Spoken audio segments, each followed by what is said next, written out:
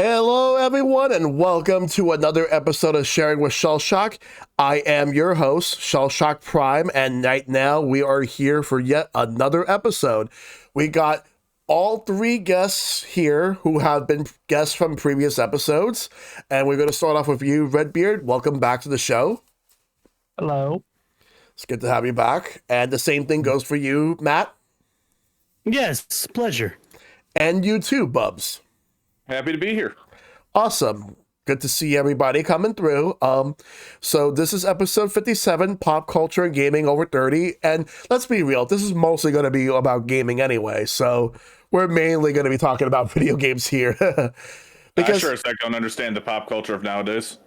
Exactly. Like pop culture from like the 80s, 90s, 2000s, that's different. But now it's like things are completely different now. But when it comes to like gaming as a whole, like things were also different back then compared to how it is now. We had our own experiences with how we handled things, but regardless, we still enjoy video games. Just our tastes may be the same, our tastes may be different, but we'll definitely be talking a lot about that tonight. But before we get started, RedBeard, tell us what type of content you work on.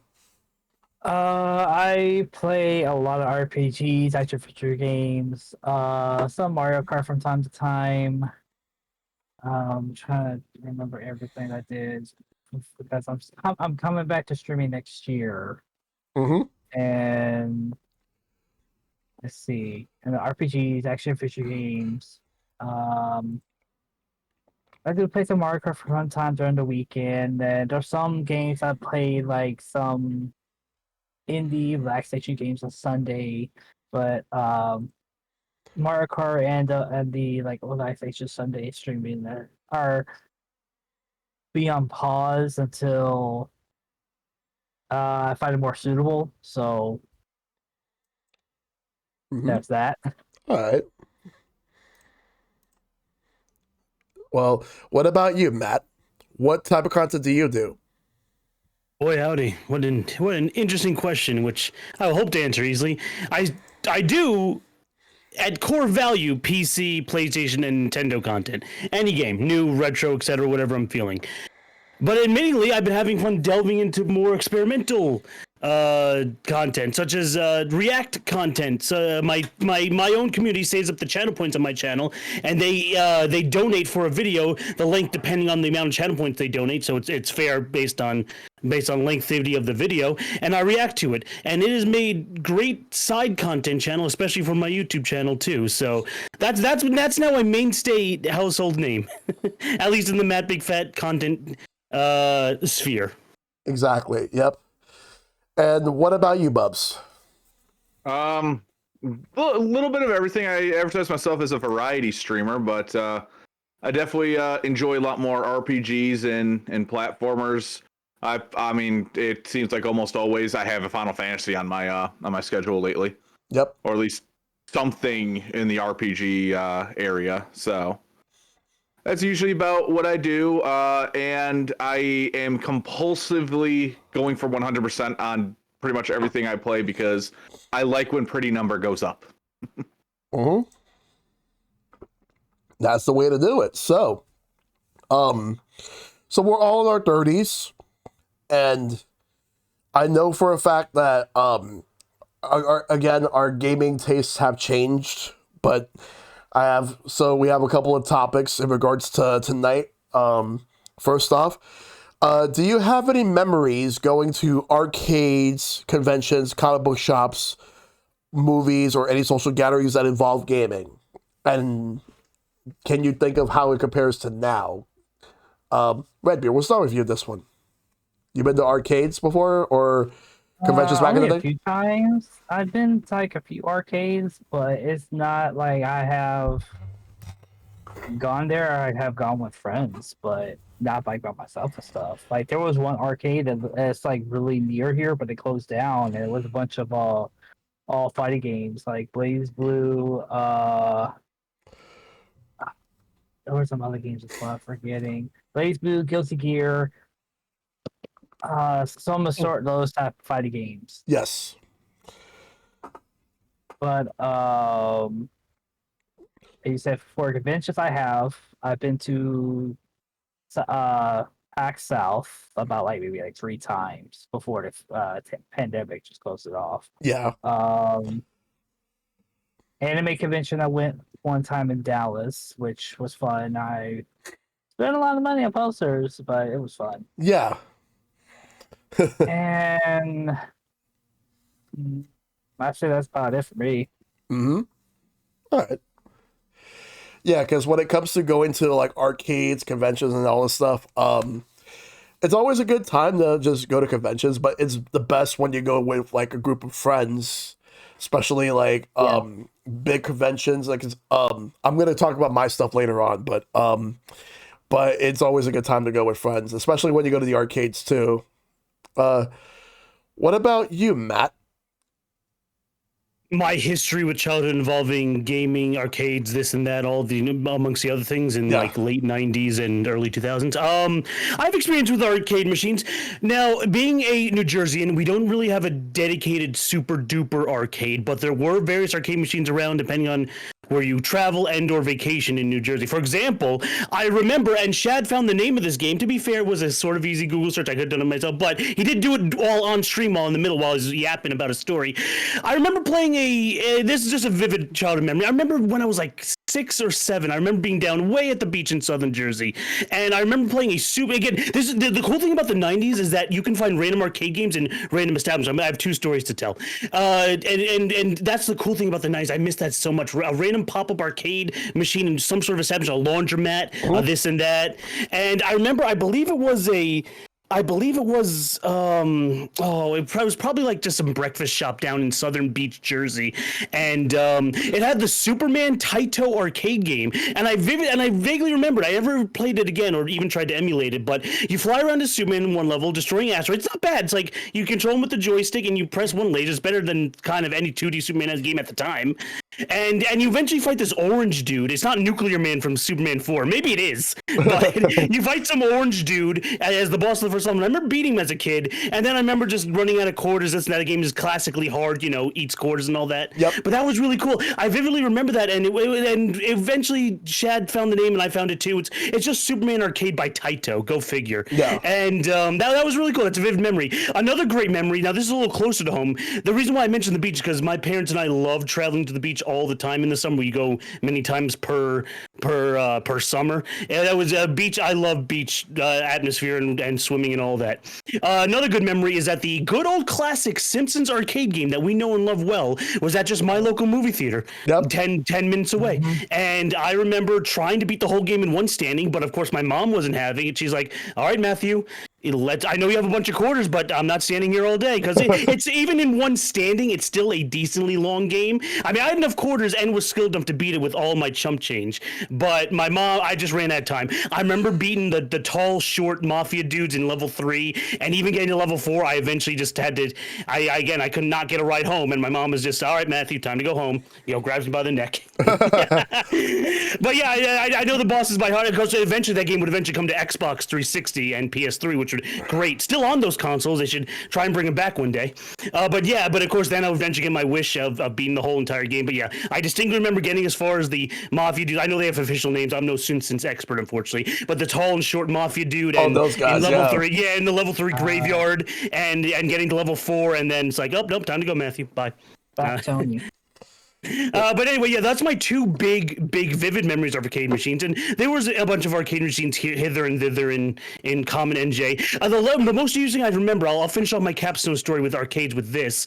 At least up until about 2011, 12, maybe 13, 14, there was a decently modernized laundromat that opened up in the center of my hometown, and they did have Miss Pac-Man and I believe X-Men for a while. And even like current like 2011, 13, 14, I never actually went inside the laundromat to play it. I don't need a laundromat. I do own a washing machine, but that's great laundromat culture, having an arcade game there inside it. And I remember, I think that laundromat's either closed or doesn't have the arcade machine anymore.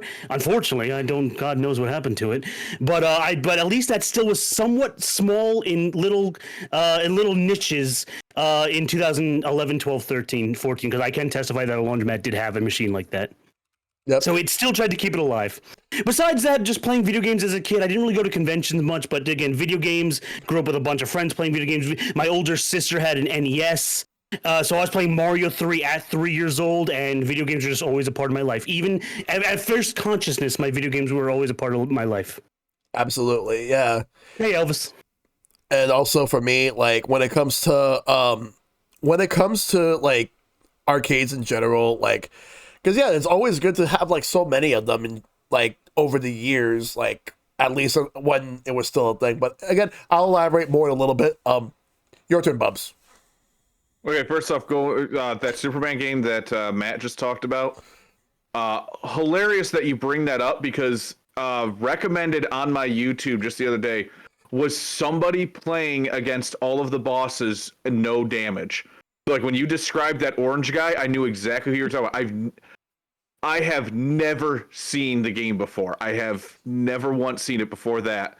Isn't the world a small and wonderful place? Who knew I would bring it up tonight, a day later? I was looking up because I was like, because you mentioned what game it's from, and I was like, okay, I need to look this up. The only name I can find for that guy is just Torch. One more time? Torch. That's it. Torch. Okay. Yeah, that's all they call him. Like, there's all of the bosses. He's the only one with made up jobber for arcade game number 5. I got you. Effectively, yeah. That's awesome, dude. The boss names: Torch, Attack Craft, Plasminoid, Space, insert animal here, Super Robo, and Triple Threat. Those are the bosses. Torch is the only one with a name. Yep. And I don't even know if that's official, because this is a game facts page. Yep. It might as well be official. I believe it. Might as well be, yeah. I'll write an open letter to Taito to find out what the names are. And another thing that's going to drive me crazy is Shellshock. Whenever you say, Matt, you're up, I want to answer every single damn time. Yeah, I know. So, like, I'm just like, no. I'm Bubs on here, not Matt. We thou share the same boy's name. But anyway, my experience is... really, my biggest experience with arcades outside of like when I finally became an adult and I started going more regularly, Pizza Hut always had something for me. And me and my brother would beg my parents for some quarters to play something. It could be Simpsons, it could be Ninja Turtles. We didn't care. Whatever the flavor of the week was, we would play that. Yes. But we did have some local arcades that we would hit. Once we got older, like into middle school, high school, there's a big old outlet mall nearby that is somehow still holding on. I'm very happy that it is. I love the place. It had, no joke, a 3-story arcade in it. Ooh. And it was called GameWorks. It was the coolest damn thing ever. and they even had a game on there that took up all 3 stories. Like you were in a chair that lifted you up to each story in the game, and you were going up a building shooting at terrorists. Wow. It was wild. I remember like my family would go there so often. We were so bummed when it finally closed down. It turned into an okay aquarium. Like it's one of those aquariums where it's like you can go there once and you'll be perfectly fine. You don't got to bother going again. Yeah. But that bummed us out. Now our go-to is a round 1 opened up in that same mall. Yeah, round one. Oh, I have never been disappointed by them. But like that's really all I had. And like same with conventions. I've never been to a game convention. I've been to plenty of Comic Cons. I mean, I cosplayed as Eggman at Comic Con earlier this year. Yep. Which, dear God, I need better. I threw out the boots as soon as I was done. I was covered in blisters. They were the worst boots I could have bought. Oof. But yeah, in terms of gaming conventions, I really want to go to stuff like PAX East or something like that. Yes. Like just to see what I could maybe find, because I never find anything good at like Comic Con. Like sometimes I'll find a good game, or I'll find some of these guys to spend a ridiculous amount of money that I'm ashamed of how much money is sitting behind me right now. Yep. Like that is, I'm not even joking. That's a couple mortgage payments behind me. I added to it. I have a pre-order for next year of a $200 2-foot tall model coming.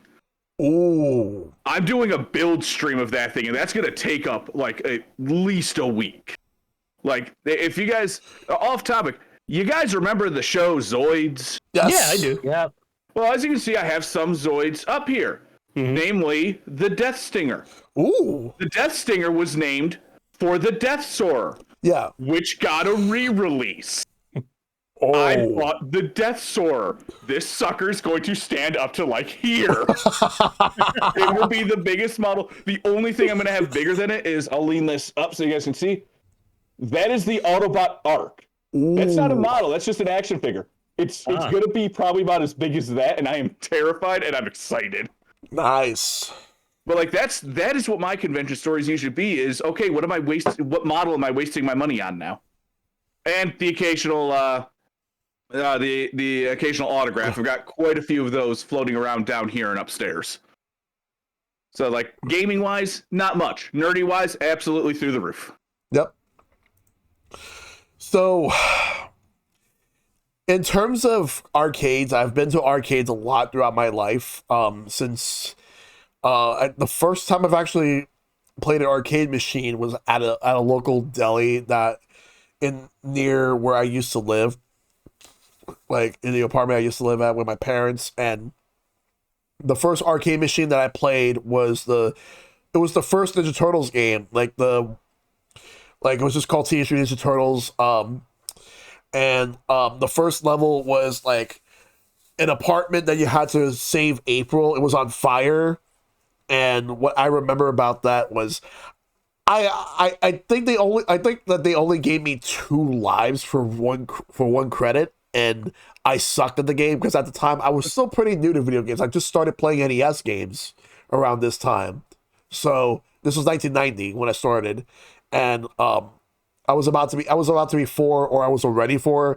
So I didn't know what I was doing, but later on I obviously know about that game. But yeah, it's just the fact that because I saw Ninja Turtles, because I watched Ninja Turtles on TV all the time back in the day, like pretty much every day. So naturally, like my dad gave me a quarter, I played it, and then after I died, my dad was like, "Nope, time to go home."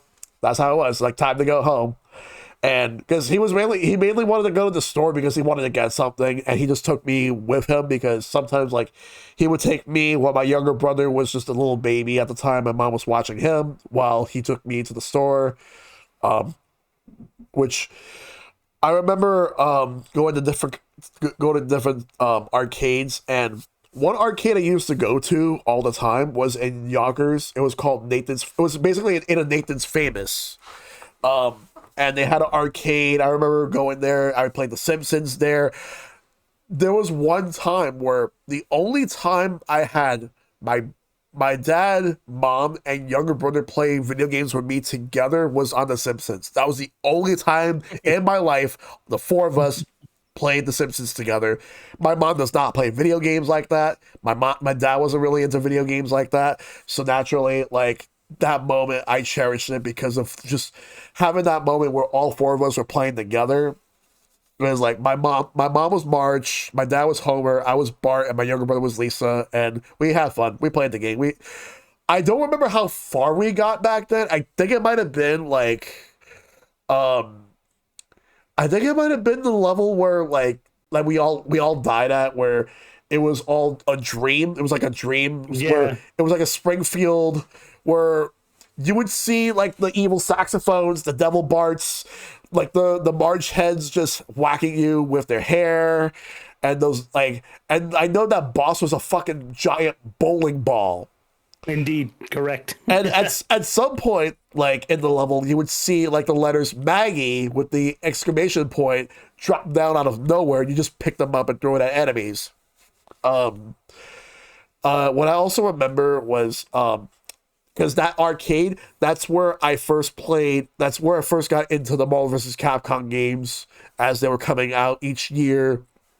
How I got into Virtua Fighter, how I got into like I played Tekken Tag Tournament there. I've played Daytona USA.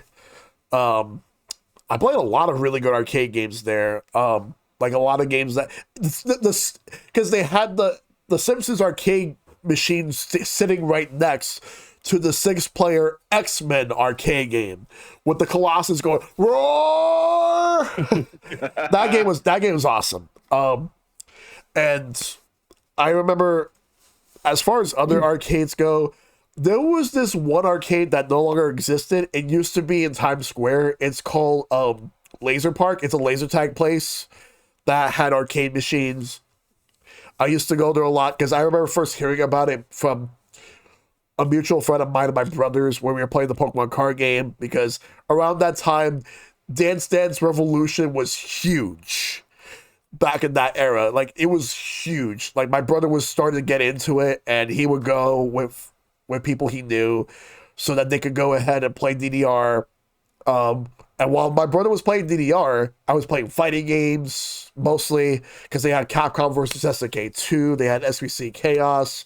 They also had this multi-arcade game machine that had a lot of games. They had Mega Man, the Power Battle, they had Strider, Captain Commando, Final Fights, multiple versions of Street Fighter 2 as well as Street Fighter 1. It's actually the first time I've ever played Street Fighter 1, and that game fucking sucks. Street Fighter 1 sucks. No, that's one of those, holy shit, they figured it out immediately afterwards.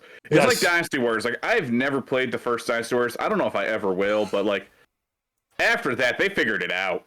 And then it's like, I remember that same arcade, like, because they had a DDR machine. They actually had 2 DDR machines. They had one upstairs and they had one downstairs. They also had a arcade machine based on WWF WrestleFest, which I used to like that game too. They had a pretty good amount of arcade games, but then they closed down in 2006 because it turned into a comedy club, which no longer exists as well. Like, it's something else now. I don't even know what it is now, but and then there was another arcade I used to go to, which was Chinatown Fair. But the Chinatown Fair now is completely different from the Chinatown Fair from like the 2000s and like up until 2011. That's that same arcade that we went to, Redbeard, like a few months ago. But it was different back then. Like back then, that was it used to be a safe haven if you were like into DDR, if you were into fighting games. It used to have an initial D arcade cabinet, like the racing game. Wow. They had one. Cool. They had a lot of shmups. They had a lot of Neo Geo arcade machines. So if you wanted to play Metal Slug, King of Fighters, and all that stuff, they had those back in the day. Like they even had a Super Puzzle Fighter 2 arcade machine. I remember playing it, and then all of a sudden this one guy comes in, puts a quarter, and he knew all the combos and everything. He destroyed me, and I'm like, I was not prepared for that shit. that arcade, I remember like a lot of top fighting game players used to go there. I've actually once seen Justin Wong there once. Wow. And like so many of the best like Marvel vs. Capcom 2 players were used to go there to play the game against like other top players or other locals just to see like how competitive things were. DDR players would go there, and that like they closed the arcade down in 2011, and then in 2012 they brought it back, and it started to become just a David Buster's at home. That's what it became, a David Buster's at home. It's not bad. It's just to me the original legacy that I personally remembered it is not there anymore. For conventions, the first convention I remember going to, and it's a convention that no longer exists. Actually, no, it does exist. It's in Ohio because back when I used to play the Pokemon card game, there was one called it was called Origins, which is a collectible card game event in Ohio, but they had Pokemon TCG national championships there for a few years, and then they moved to different locations. But I remember there was this one called Digital Life, which is basically tech, electronics, and they had video games there. But then I would go to New York Comic Con starting in 2009. Hey, mug homie, yeah. Yes. Yeah, shout outs to Wild Bill's mugs. But I would go to New York Comic Con, like I went from 2009 to about 2015. Then I went back in 2018 because I was a part of a panel, a Nintendo Feud panel where it was Team Pikachu versus Team Eevee, and it was around the time when Pokemon Let's Go Pikachu and Eevee were coming out. So we were just basically doing that. But in terms of conventions, like the first time I've been to a dedicated video game convention was back in 2014. That was PAX East. PAX East. I've been to about like 6 PAX East so far, and hopefully next year I'll be going to my 7th. Haven't been to MagFest yet. But I've been to anime. There was an anime convention in New Jersey that I went to called Anime Next, which I went in 2014 and 2015. And 2014, that was actually where I first met Maple, and all because because it was me and Silver. We were playing in a Mario Kart tournament at the time, and Maple was there with his sisters, and it was a lot of fun. 2015 I went again, and just going to an anime convention. It was more of a smaller convention, but it was fun. One of my favorite panels going there was an Adult Swim panel. Like we just talked about Adult Swim like shows at the time, and then I remember like especially when it was around the time when Toonami just came back already. So there's that. I've been to comic book shops. I definitely do a lot of social gatherings. I've gone to movie theaters, laundromats, delis, pizzerias that had arcade machines. And the best parts are when they rotate the games out. So that way you'll be able to see like which games they would have each time. And what I remember is that one of my favorite moments was basically just going to like the most random place that you would never expect to see video games at. I remember one time like I actually once seen an arcade machine at a liquor store. I don't remember anything about it though. Actually, that's very smart because if a parent has to bring in a kid to the liquor store because they can't leave him in the car to buy alcohol and it would distract the kid, that's actually very smart. Now that I really put that together, I've only ever seen that once because like my dad only ever took me once. I never really been to a liquor store after that, like at least as a kid. So, but yeah, those are my memories. So the next thing is, and we'll start with you, Matt, on this next one. What was the biggest struggle with making time for gaming or other interests while in your 30s, and how do you overcome it? I see. Okay, so biggest Biggest time commitment and or struggle to making time for video games and other stuff in the 30s.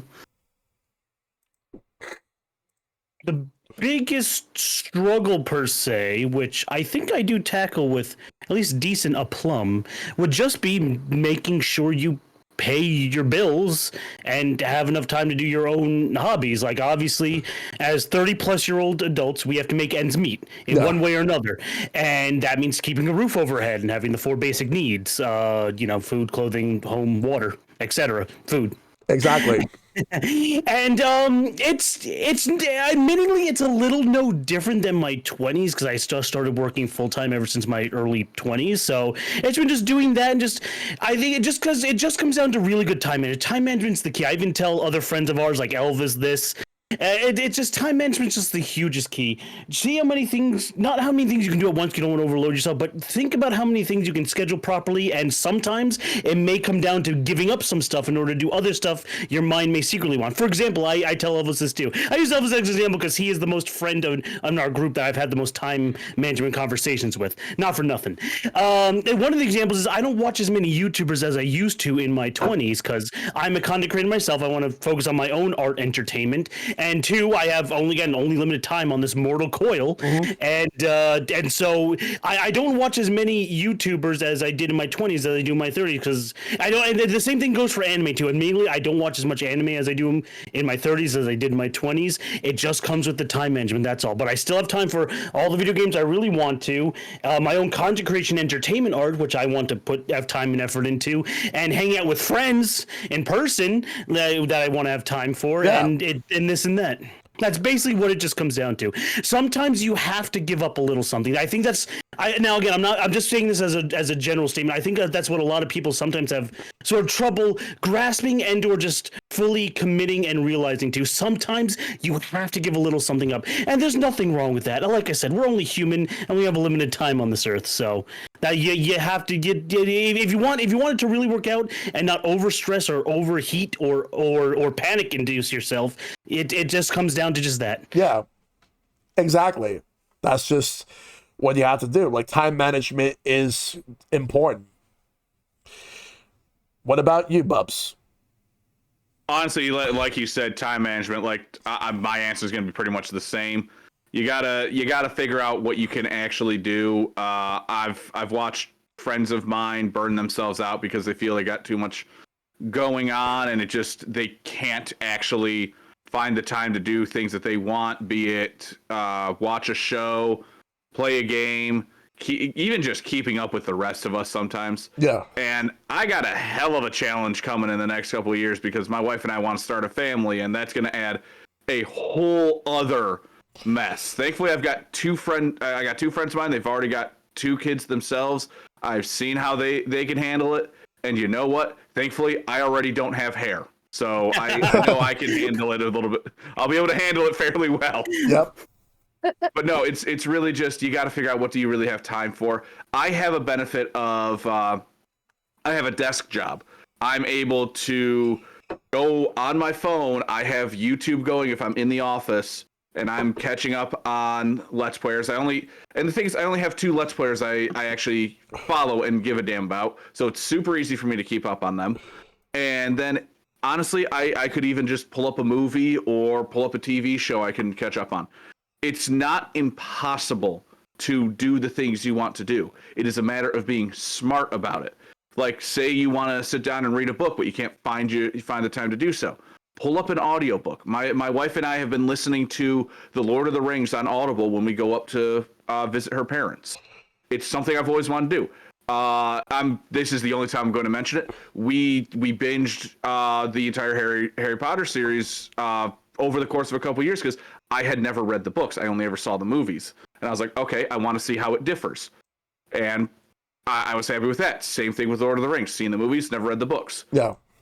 The first couple Aragon books, I listened to the audiobook and I realized that movie was hot garbage. Yeah. But really, it's like, you can find the time. It's just a matter of sitting down and figuring it out. Now, obviously, real life is going to get in the way. We all got crap that happens out of our control. you can't let that get to you because that's going to ruin everything else. Yeah. Me personally, I always make sure I have time for video games, whether it's me streaming right down here, making a fool of myself on the internet like the rest of us do, or just relaxing upstairs with my wife playing something. Yeah. I make time for it because it is the best way for me to decompress from my day. Yes. And some days I'll come home from work and we'll just end up watching a movie or watching a show, and that's enough too. You got to find time for yourself. Don't let it just be the things you need to do, the things you're required to do. 100%, honestly, exactly. Like, as long as you're able to find the time, you're good. Yeah. Even if it's just 20 minutes a day playing a game, you can do that. Sure, it doesn't feel like much when you play something like an RPG, like Final Fantasy, Baldur's Gate, or something like that. Yeah. But you know what? 20 minutes, that's more than enough to get through a massive chunk of, say, like Mega Man or something. Yes. That's just how it is. Now, what about you, Redbeard? As they both said, yeah, time management as well. Most I do have problems with me and myself because I really work. I have to go to work. I go to different sites. I work as an IT technician, and I have to go to a lot of places. And I am an early bird, so I had to get up really early in the morning to go to my location. But I mostly get home by 4 or 5 o'clock, and how traffic is, and mostly.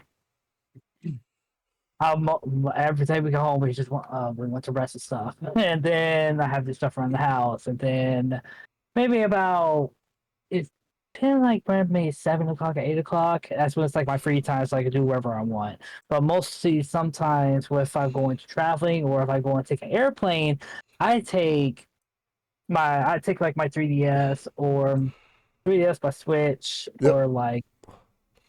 Any handheld consoles with me because one, I'm ADHD. I start fidgeting if I don't have anything, and two, it helps me, and it also helps me get through some of my backlogs that I need to get through. Yep.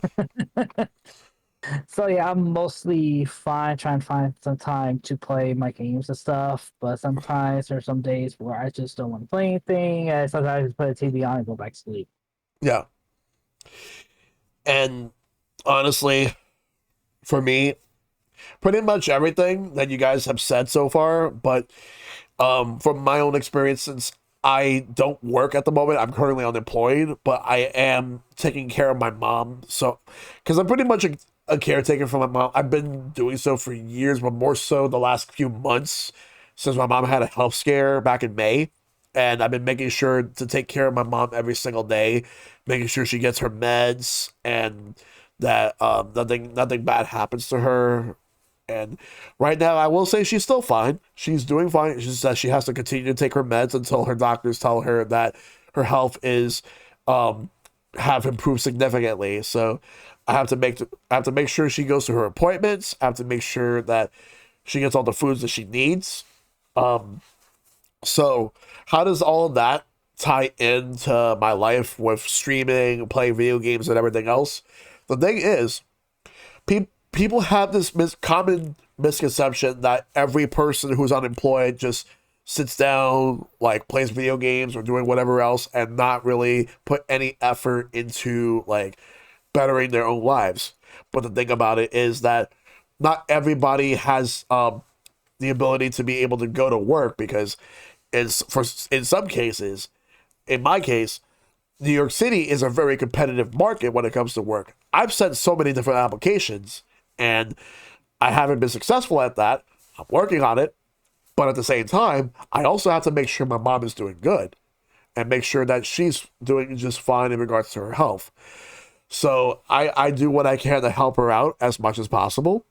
So my thing is, in regards to tying it in with all my hobbies, interests, and whatnot, especially with gaming, gaming does take a back seat unless I'm streaming or I'm playing something with friends. Or if I'm going to go out and hang out with friends, like usually at the Switch and Play meetups every other Friday, that's where like I would play Switch games there.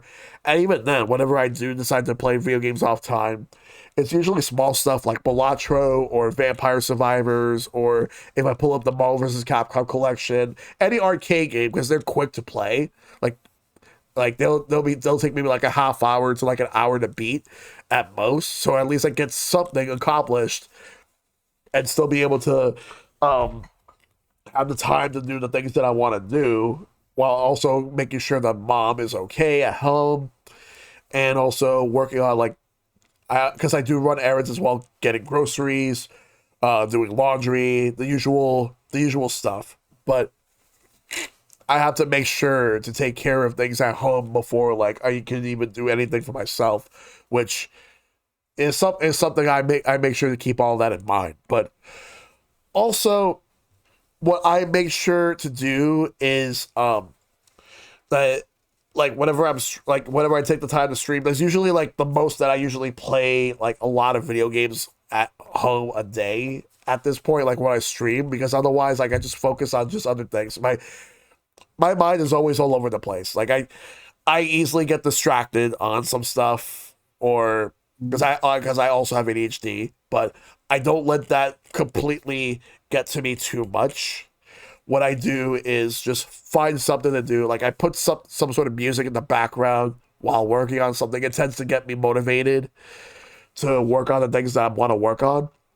But I make sure not to let like the lack of time like get to me, because I do what I have to do in order to just get by. But that being said, if streaming services existed back in the day, I'd be watching. I would have just. I mean, I know like in the 2000s they were kind of there, but not everyone had access to it at first until like when people discovered it. Because I actually had no idea about Netflix until like I think 2008 or 2009 was when I discovered. Around that time. Yeah, that was around that time. That's Yeah. impressive. I That remember that was when it was good price. I had good animation. and, Yeah. like Yeah. and it had pretty much like almost everything. It's like back then, it's like if you had Netflix, Hulu, you were good. You had like most of the stuff. Hulu was good until they start pricing their stuff. Because Yes. I remember I was watching 2 of my episodes and I was like going Hulu.com where you don't have to sign in. You just watch the episode and you're done. Yeah, Yeah. because I remember that.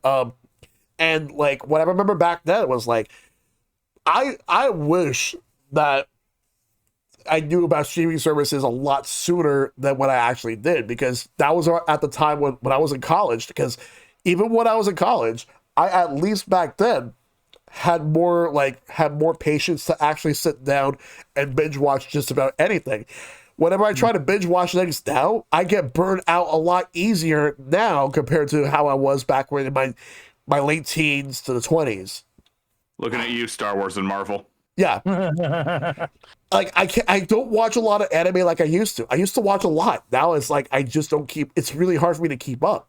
It's really hard for me to keep up on a lot of shows. Like I never, like even Western like cartoons like Steven Universe. I never got to finish Steven Universe. I never got to finish like Star versus the Forces of Evil and all that stuff. I never got to finish them because I'm at the point where it's like I got burned out. I love these shows, but I got burned out because when you try to binge, it gets to a point where like you just get burnt out and you don't really feel compelled to going back, which sucks because you just want to see how these shows end.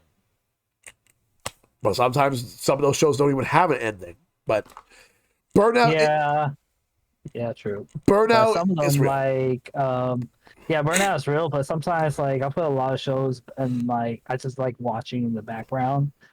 A lot of times, regular show is one of them. Yeah. Like One I try Piece. to put a vision. Oh god. That was, I kid you not, it took me like a solid year, but I did actually catch up to everything that Funimation had out at one point.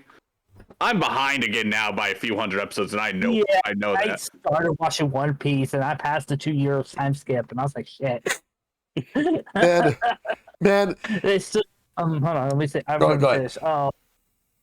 I started watching like a lot of shows in the background because I know everything. My worst decision was putting Adventure Time in the background because I think about maybe a few seasons later it started getting depressing and stuff. I remember one time I walked in, I was like, "Oh shit, not this." Oh man. It's starting to get so depressing. I was like, oh no, turn it off. Yeah, because I don't have the patience to be able to watch a lot of my favorite shows anymore. Like, you know, it's bad when you can't like binge watch your favorite anime anymore. Like, I love Yu Yu Hakusho. I can't binge watch it anymore. I love that show. I can binge watch Hunter x Hunter all the time. It's still good. Because I don't. Yu Yu Hakusho, though, at least that's on the shorter end of a lot of anime. Like me personally, Full Metal Alchemist Brotherhood. Like I have binged that show at least 4 or 5 times. I couldn't tell you the last time that I did it though, mostly because I don't think I have a single streaming service that has it anymore. Because that's another issue. Yes. Is you have to have multiple. I think the current ones I have are Disney Plus and Paramount Plus. Disney Plus because, well, maybe one day we'll actually go back and watch it. But for now, it's got them up at Christmas Carol on it, and I need to watch that at least 5 times before the end of this month. Yes. I only have. And then go ahead. No, you go ahead. I'll go. I've got Paramount Plus because there was the new Transformers series that I really wanted to watch, and then it worked out that there was also multiple Ninja Turtle series on there that my wife and I wanted to watch. Yeah. We finished a couple of them, and we started the 2003 one from frickin' I forget what the hell the Saturday morning block it was from. It was Fox. It was Fox. I couldn't. It was. That was the worst. No, it wasn't. No. It had The name Foxbox. Okay, I'll give you that. Okay. If you go look up. Oh yeah. Google search Foxbox for more information. I'm a furry. Don't do that. No, because it was like, I remember I went on the website at the library right now, and you guys typed can it in. find It the was order. like, you cannot access this site because it has sexual. I yeah. was like, what? That's fair. but yeah, so damn it, that just set us off. It really Yeah, did. those are the only two that that's the only two I have. It's like my favorite shows being goddamn Scrubs, the sitcom Scrubs. Love that show. Haven't binged it in a while because I have no way. I've got the DVD collection. You can actually see the DVD collection. That big gray box right there is the full series. Haven't cracked that open. My wife bought that for me years ago. Yep. I have zero excuse not to pop that open when I'm working at home. It's just it's a mess, and of course, keeping track of how many different services you have and what's on what. Anyway, what were you saying, Shellshock? About what you had? Well, here's the thing. Like for me, when it comes to streaming services now, what I have are I don't have Netflix. I haven't had Netflix since 2017, and the last show that I watched on Netflix was Little Witch Academia. I had never finished it. Oh my god, we started that. I forgot. Yeah, I didn't watch that because I remember watching that as well, and I stopped. maybe we'll probably watch it together someday. But we'll figure that out in the future. So I currently have Disney. I currently have Hulu. I have Peacock because I mainly watch WWE on that. That's really all I have. That I'm personally paying for. Because I do want to get Max because another wrestling promotion I watch, which is All Elite Wrestling, is going to be on there soon. But I mainly want Paramount Plus because I want to watch that new Ninja Turtle show that came out a few months ago, which is it's a sequel to the new movie. It was actually pretty good. It's only 12 episodes, real quick watch. It's 2 6-episode arcs. Yep. Wife and I knocked it out in 2 days, and no, it was actually a lot of fun. The last time that I've actually binge watched a show, like I was binge watching the Knuckles show with people, and I'm gonna say this right now. It's not really about Knuckles. It's basically the Wade Whipple show and Knuckles. That's what it is. That's what I heard. It's like Knuckles is in like maybe a grand total of like 10% of it. The best episode is the first episode, and that's not a good thing because when everything else just takes a nosedive because it's basically it's a mediocre sports comedy. Oh, that's no good. Yeah. Okay, answer me this at least.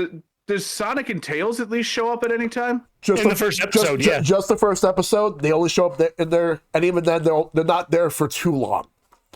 Oh my god! That's I'm miserable now. Well, It sucks me because I watched it with them and I'm just there like, I swear, I thank God I watched this. I ain't watching it. Yeah. I'll say this right now, Thank God we didn't pay for it. but Sonic 3 is basically going to wash all that Yeah. filth Yeah. out of your mouth. So that Yeah. way, That's a whole other topic. The 4 of us, I get the feeling that we could just go the rest of the night talking about how hyped we are for Sonic 3. I'm hyped. I can't wait to watch it. I am only going to make this one point, and I will try not to bring it up again. Okay. We got game accurate Eggman on Yes. on Jim, and I am stoked for that. He's fat. He's got the coat. He looks amazing. Yes. And he also pulls off the grandfather well, like Gerald Robotnik. Yeah. I kind of wish that they didn't reveal that Gerald was still alive. I think that would have been great to see in the movie itself. Yes. Have that reveal that he's still around. Agreed. So like, don't get me wrong. Like I'm happy we know what to expect. We have Jim Carrey acting with Jim Carrey, and that there's no way that's going to go bad. Yeah. So now the next thing is, and we'll start with you on this one, Bubs. Are there any video games or any other interests that you picked up as you got older that you otherwise wouldn't get into as a kid or teen? I think there's a few. I mean, these guys behind me, I think absolutely. Like, as a kid, I wanted to, like, play with them and pose them and whatnot. But the process of building them always intimidated me as a kid. First one I ever got was actually this guy right here, the Lager Zero Schneider. I got that on a whim at Comic-Con. I built him. He's actually missing parts. I somehow or another missed some parts of the instruction. I'm mad at myself about that one. But like, yeah, like it was just for shits and giggles. I was like, sure, why not? Another thing probably I wouldn't have gotten into younger, collecting autographs. I've made it a point to collect as many as I can from like childhood stuff. Like I've got, thanks to a friend of mine, I have, guys, how many do I have? I got Tommy, Jason, Zach, Kimberly, and Aisha. So I got 5 Power Ranger autographs, including Tommy. Like I met him a few years before we lost him, and he was amazing. I never would have gotten into that. Hell, I wouldn't have gone into the comic book conventions if it wasn't the fact that I got into gaming when I did. Yeah. I started to really appreciate the nerdier side of things. I wore it on my sleeve. Like, I didn't care. A lot of people, like, in school looked at me like, oh, you shouldn't be into that crap. That's boring. It's like, guys, we're kids. Like, this is what we do. These are literally marketed at us. Now I'm an adult, and it's like, well, you shouldn't be into those. They're marketed as kids. Like, screw you. There's no winning with you people. Yeah. Same with Pokemon. Exactly. Oh my God, don't even get me started. I guarantee. Yeah, it's so dumb as shit. It's just like when I was growing up, it was like, you play that shit? I was like, yeah, I don't. So what? And then once I growing up, there was a bunch of friends I know, and I was like, yeah, you play Pokemon? It's like, yeah, sure. They was like, oh, hell yeah. And I was like, what the fuck were y'all? Yep. I was with fucking assholes that were just like, playing little kitty games. I'm like, no. Oh, I got plenty of memories with Pokemon. Like, I got into massive trouble for doing something because someone promised me their Charizard card if I did this. What was it? Which was, there was the one day we went into the one bathroom stall was clogged. They dared me to flush it. I never got that Charizard card, and I got in a shit ton of trouble from the teacher. Good pun. Yep. I was like, it's unintentional. Yeah, I did. And it's like that was actually about the time I started getting out of Pokemon. Though it was only like another year or so after that. Like I went Gen 1, Gen 2. I skipped Gen 3, and then just out of the blue, my friend says to me, he's like, "Hey, do you play Pokemon?" I'm like, I used to. I haven't in a while. And he's telling me about all this stuff going on with Pokemon Platinum because that was the new one out. And then out of the blue, my brother says to me, "Hey, I'm heading up to GameStop. I'm going to go get that new Pokemon game. Do you want me to grab you a copy?" All right. Next thing I know, I have Pokemon Platinum. I am hooked back in. I got my steel penguin. I got my Satan dragon. I'm the happiest man that can be. That was me as well. During the time of the break, I played 2 gens, skipped the third one because Money Nation Mom couldn't get me game stuff, and plus you have to get a new console, handheld. Took a break, and I think that during the time I started working, I started having jobs, I had my own money. I told myself, like, you know what, I don't care what the fuck they say. It's a game. I played this shit when I was a kid, so I'm gonna get this game. I got the Pokemon Platinum first, and good lord, forgot. I remember how hard first gen was because I've been so many hours to this shit. Platinum with a pain in my ass. Yeah. We don't talk about Cynthia. Oh god, the Cynthia fight, yes. But funny enough, that actually, I am the reason that another friend of mine ended up back into Pokemon. Like, there was a goddamn domino effect. My good friend, this is the guy who was my best man at my wedding. I says to him, I'm like, hey, look, man, I know you're too cool for this now, but like, you really, like, Pokemon's gotten good. And they have 2 new games coming out. It's remakes of Silver and Gold. Yeah. And I know for a fact you loved your copy of Silver. And he's like, fine, you know what? I'll go buy it. And he's trying to act cool at the register. He's like, I had to pick up a gift for my little cousin. It's like, Yeah. dude, get your balls out of your wallet, man. Like, you are. Like, just admit it. You like this. And sure enough, he got hooked onto it and regularly made a fool of me in battles. I think I still only have beaten him once in all the years. Like, we actually, in each other's phones, I have him marked down as red. He has me marked down as blue. Because I will constantly fight him with overconfidence. He will constantly beat me. Like, when he calls, Red's theme plays. When I call, the rival theme plays. And the only time I ever beat him was because he faked me out in Pokemon X and Y, where he's like, yeah, I just got the game, but I want to see how the online works against you guys. Like, oh, sure. We did a local battle. I had already beaten the game. I wiped his team. It was no big deal. He's like, all right, can we do a rematch? I want to see if I can do any better. It's like, all right. Load up the rematch. I looked at his team, all fully evolved level 70 plus, and I looked at him and says, what did you do? He says, I've owned the game for like 2 weeks. I've been waiting for this. I was so mad, but I was so proud. Wow, that's amazing.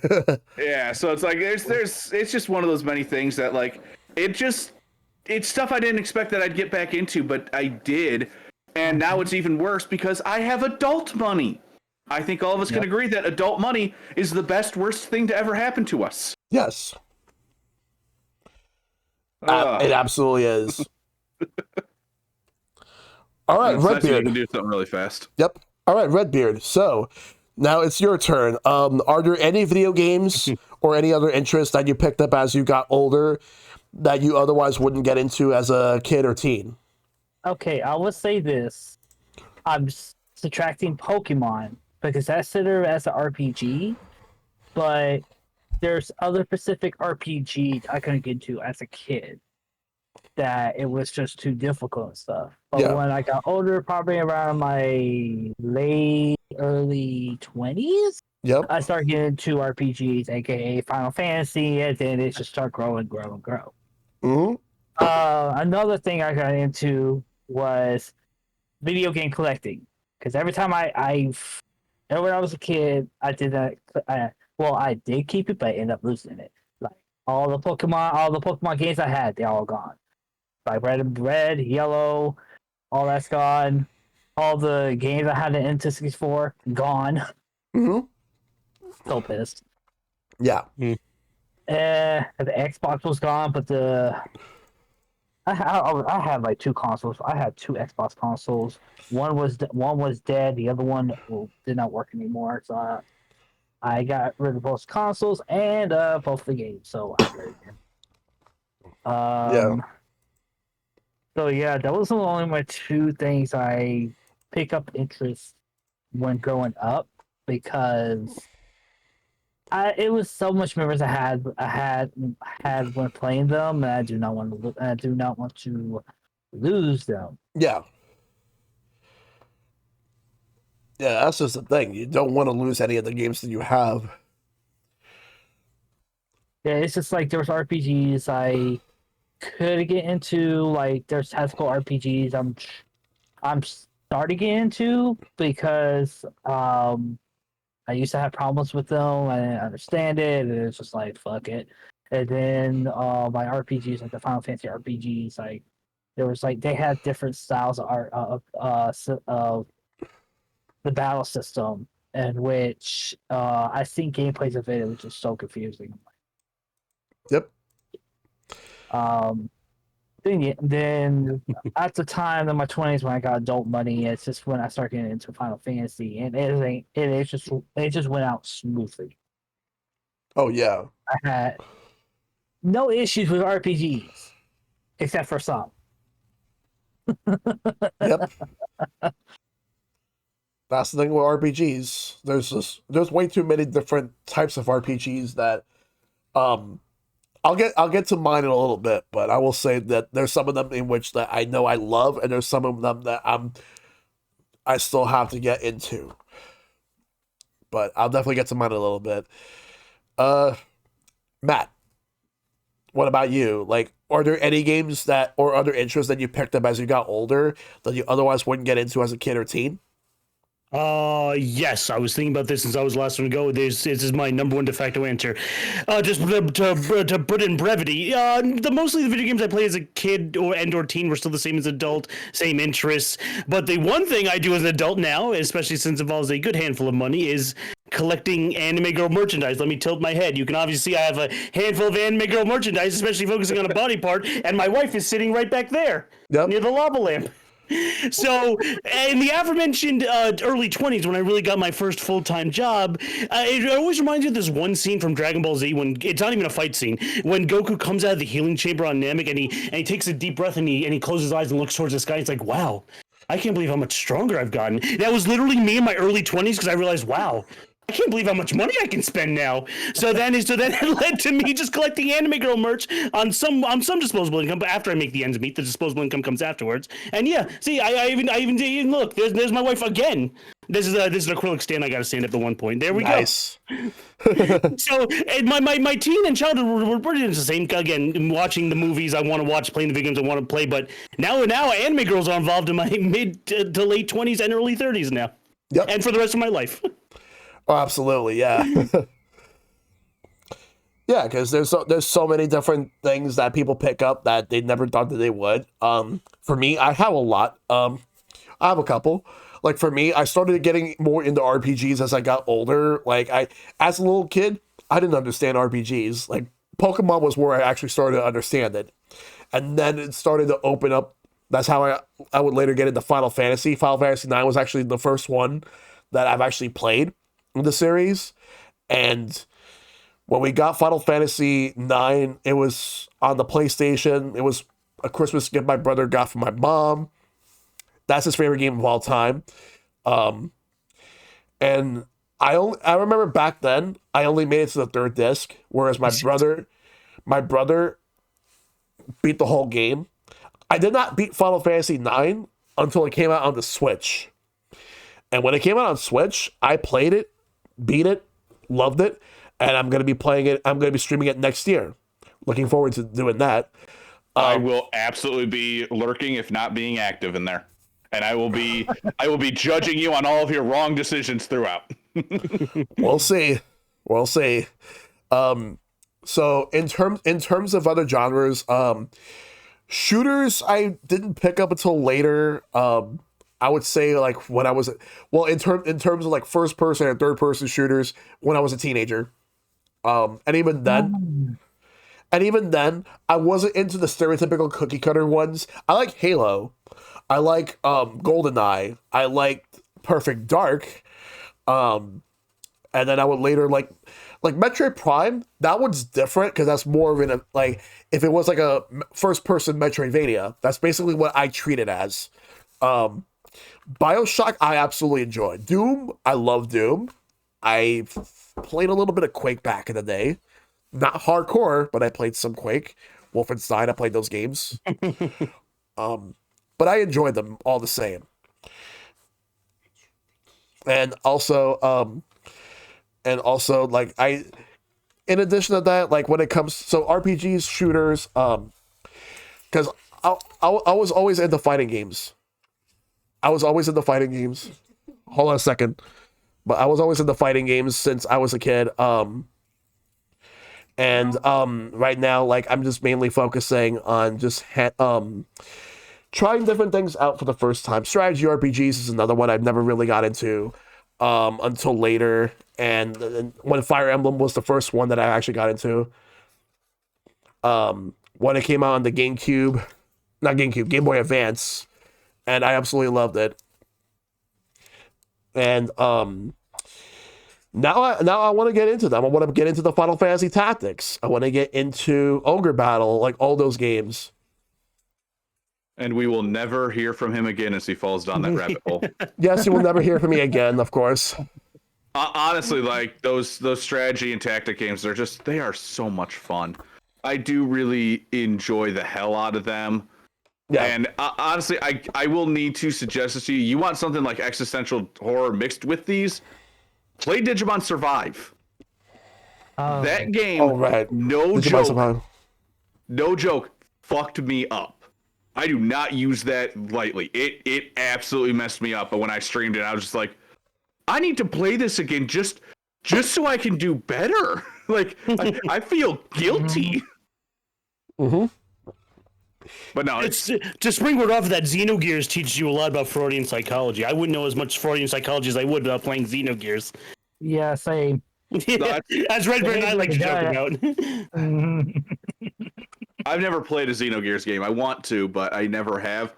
Like as much as I'll defend something like Digimon Survive or other like Final Fantasy Tactics, they're not my biggest thing. Understandable. Yeah. Digimon Survive was an RPG. It's a tactics RPG, and very Persona-esque, where you have relationships with all of the different characters, and how you interact with them or their Digimon affects how the story is going to progress. And I got damn near everybody killed by the end of my first playthrough, and I felt really bad. Yep. Like, honestly, when it comes to stuff that I've never thought I would get into, there are a few things I never got into and still don't. Like, I don't get into MOBAs. The only MOBA I ever actually got into was Pokemon Unite. I never got into League of Legends. I never got into Heroes of the Storm or any of that stuff. Pokemon Unite just happened to be the one. Just that one. And when I remember my favorite experience with that game, I streamed, like, I did 2 streams of that game.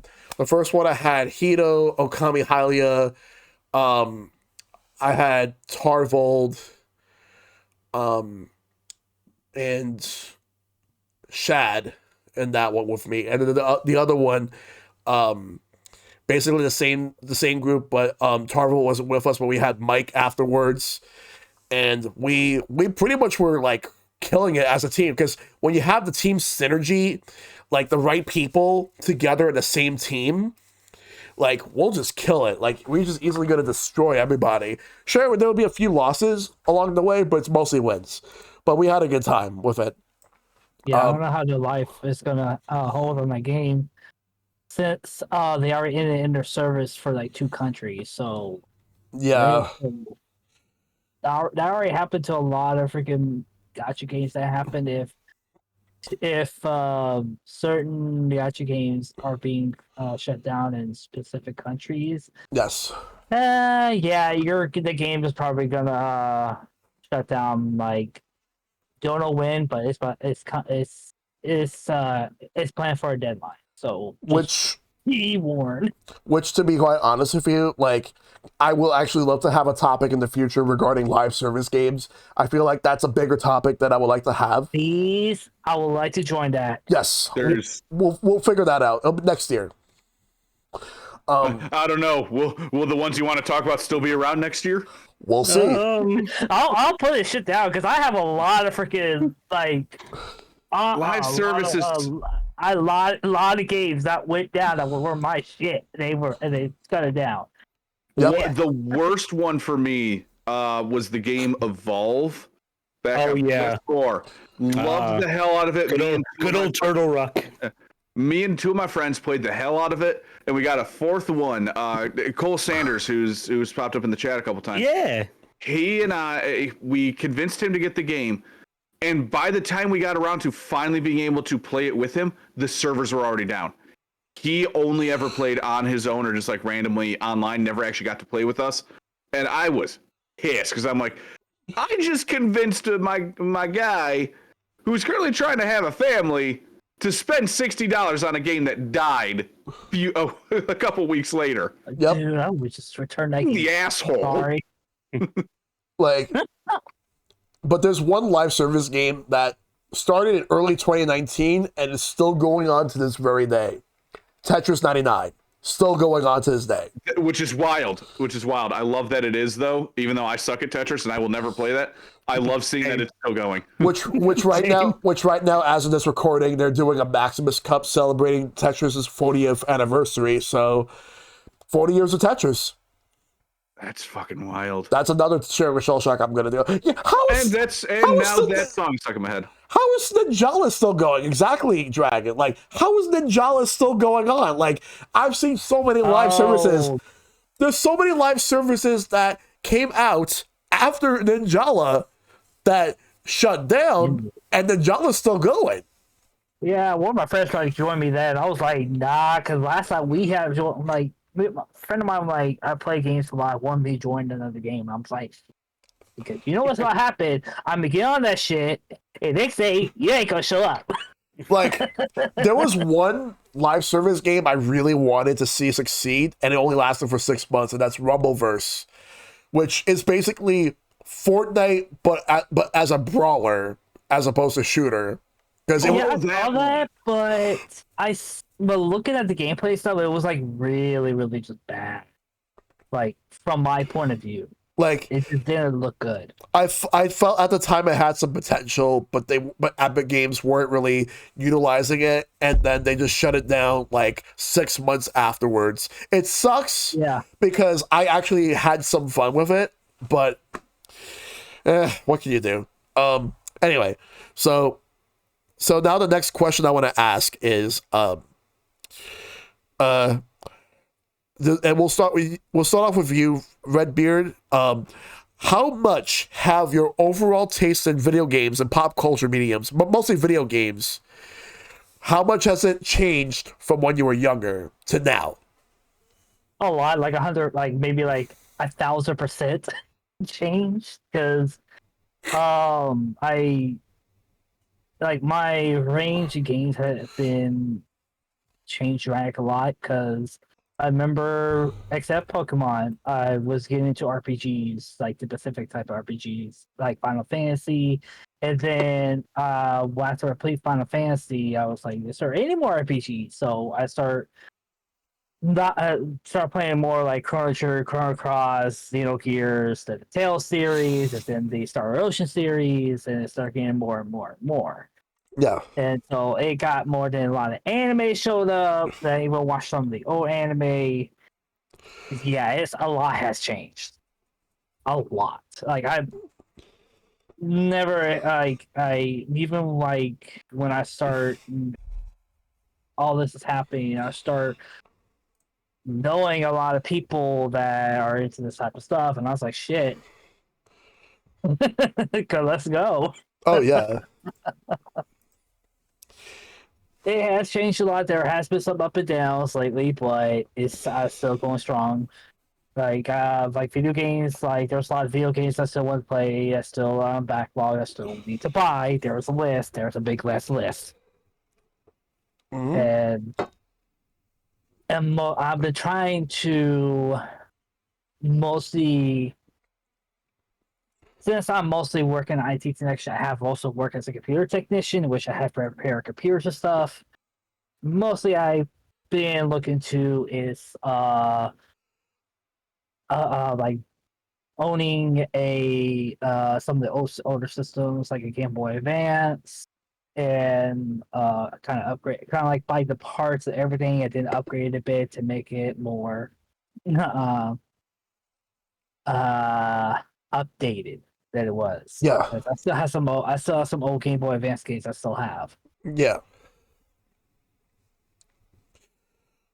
And So, I think that's all it for me. all right, no problem. What about you, Matt? Please repeat the question.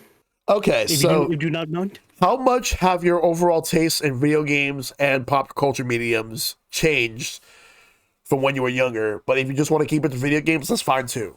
I got you.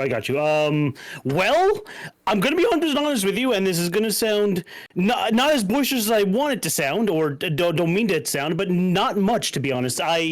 Just to springboard off of my story, no, a lot of my old childhood friend group, which remained my friend group up until even up to my 20s, give or take, we were just all into it all. We watched Pokemon from a young age. We all played all the video games. So, I know your story, Bubs and Redbeard. You guys skipped over Gen 3 Pokemon, which is fair. It's all walks of life. Yeah. But I come from the story where my friend group didn't. We were all right there with our Game Boy Advances, dabbing each other up, playing Gen 3, and like, this is great. We can't wait for the next one.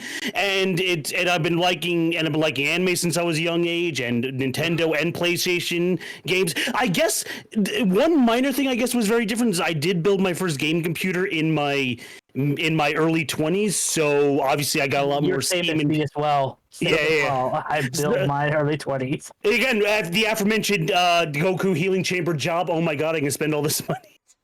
So I guess I do have a lot more PC games under my belt now as in 20s, but besides that, no, tastes have not changed. I played JRPGs when I was young. Pokemon, Final Fantasy X, Symphonia was my huge gateway timeline into the huge genre. I'm like, wow, this genre is fucking great. I'll keep playing this genre and forever, and lo and behold. And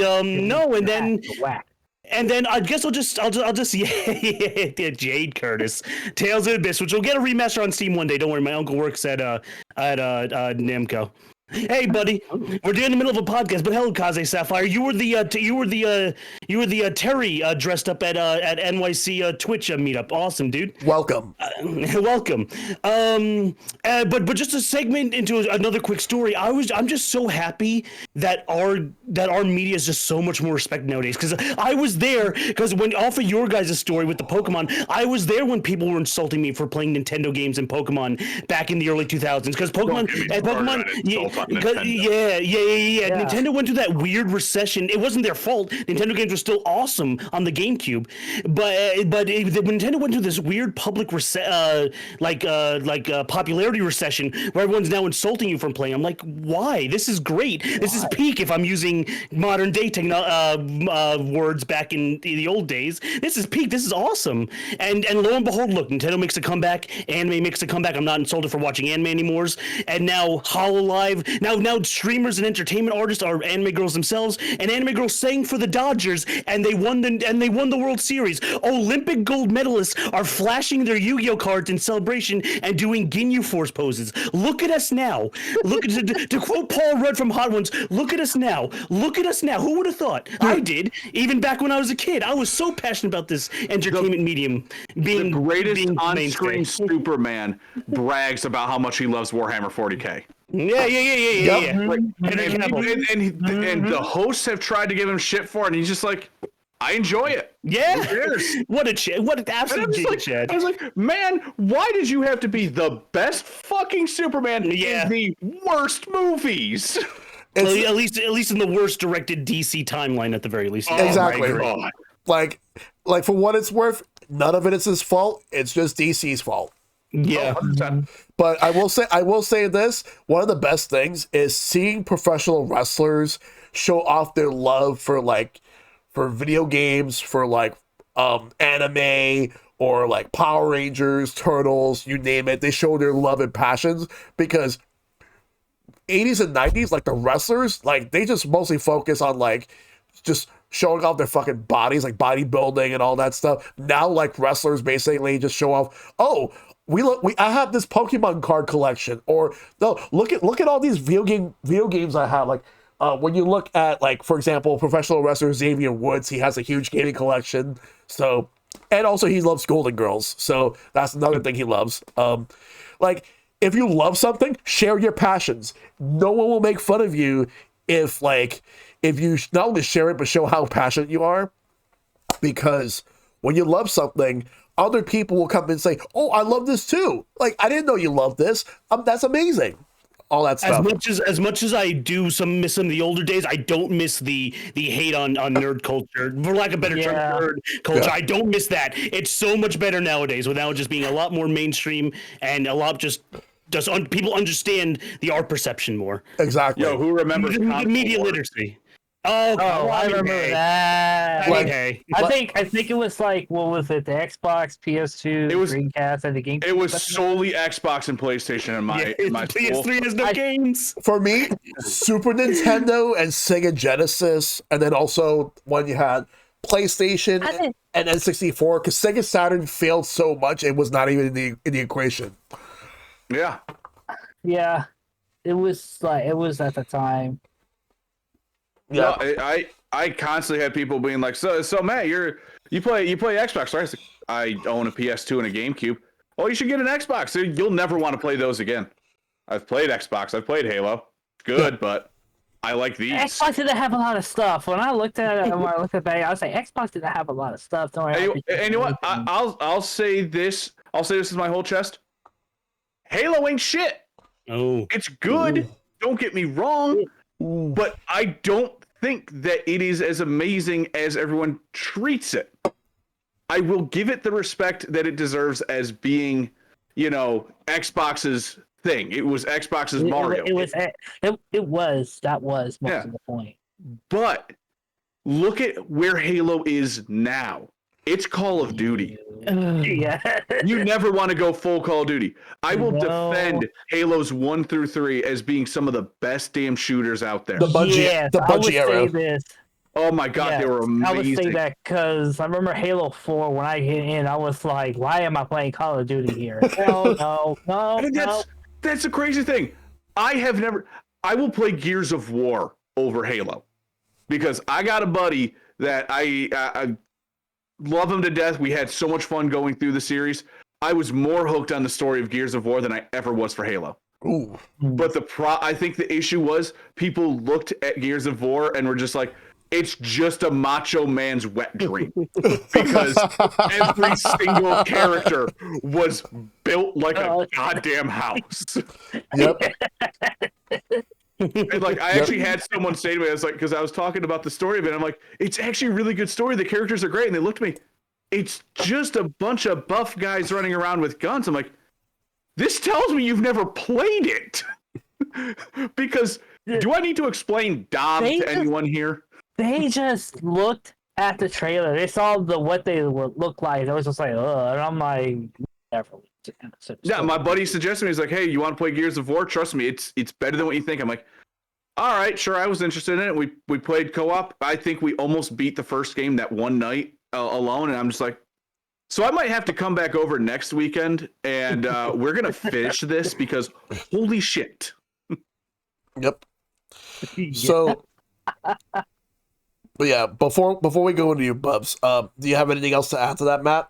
No, I'm good. I'm just happy where a lot of nerd culture, again, lack of better term, nerd culture is nowadays. Exactly.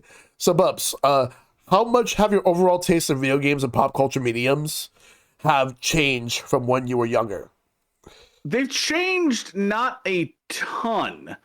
I still games I loved as a kid. I still love now. The Donkey Kong Country series, Yoshi's Island. DK64, I will die on the hill that it's a better game than Mario 64, but that's because I owned that and not Mario 64. I only ever played Mario 64 at a friend's house. I never owned it until the DS remake. So it's like, man. I 100% admit it is pure bias. I will also say, though, that both it and Mario 64 have not aged well. They control like ass. Yeah. Yes. But they were good for their time. But I would say I'd say I'm less into handhelds now. Like I've got my 3DS sitting here on my desk, and I'll pick it up and I'll play it every now and then. But like, to give you an example, I haven't beaten Bravely Default. I haven't even played it. I am literally in one of the final chapters of the same file that I started years ago when it first came out. Still haven't finished it. And the thing is, I'll pick it up and I'll be like, this is so much fun. I love this. Mhm. Okay, I'm putting this down now and I won't touch it again for another month and I will forget everything that I'm doing. Yep. It was the same for me for return RPGs. Dragon Quest 6, that was safe for me as well. I have to come back where I was. And except for that, I'm still at the beginning of the game. Yeah, no, it's got to be on a console now for me to be able to sit down and really dedicate the time for it. Because and this is gonna sound so stupid, I feel so much more comfortable playing a console and lazing around on my couch than playing a handheld and lazing around on my couch. It's a different feel. I'm over 30. My neck can't stay bent down like that anymore. Like if I fall asleep in a bad position, my neck will just destroy me the next day. You have to make a saving throw. Yeah. I have a CPAP machine, so I have a strap that goes around the back of my neck, and if I'm just slightly in the wrong spot, that's digging right into where my spine meets my skull, and it's just some of the worst migraines I've ever had. There was only one time actually playing a handheld, but it was actually during the game, and it was Final Fantasy 14. I was on queue doing one of the dungeons. I was like, well, this is going to take a long time. A DS, PSP, open it up. Wait till I hear a ding just showed up. Yep. No, that's actually something else I have. I got a goddamn PSP Vita sitting right there. I couldn't tell you the last time I booted that thing up. I have one too. I have so many games that I downloaded on there when I first bought the Vita. I'm like, I'm going to play all these. Like, these are all fun. I think the only one that I have beaten... Shit, no, I don't even think I have that on it. I was going to say Final Fantasy IV. I had that. Yeah. That's the best version of Final Fantasy IV IMO. I don't think I ever actually bought that because I'm like, I have Final Fantasy IV elsewhere, but I have After Years, which After Years is hot garbage, but I'm like, I should at least still try to play through it. I still never finished it. I bought that thing almost a decade ago now. Yep. Like, I can't even buy new games for it because Sony shut all that shit down. I'm not going to fault them for shutting it down. I'm going to fault them for not having good ways of, playing their older shit. Yeah. Like I have the PlayStation Vita as well. There's only one game I beat, and that's Tales of Hearts R. Okay, I have a funny story about that. I went to the midnight release of Tales of Hearts R, and you know what other game was on a midnight release during that? Oh, I forgot that. Halo Chief Master Collection was also on midnight release. Yes, I remember that. It didn't work the night it came out. I was Everyone was looking at me with the Tales of Hearts R. I'm like, yes, one copy of Tales of Hearts R, please. Please hurry up, Mr. Clerk. I'll buy my Tales of Hearts R copy. I have to go to sleep. I have my construction job in the morning. Thank you. Here's the money. Goodbye.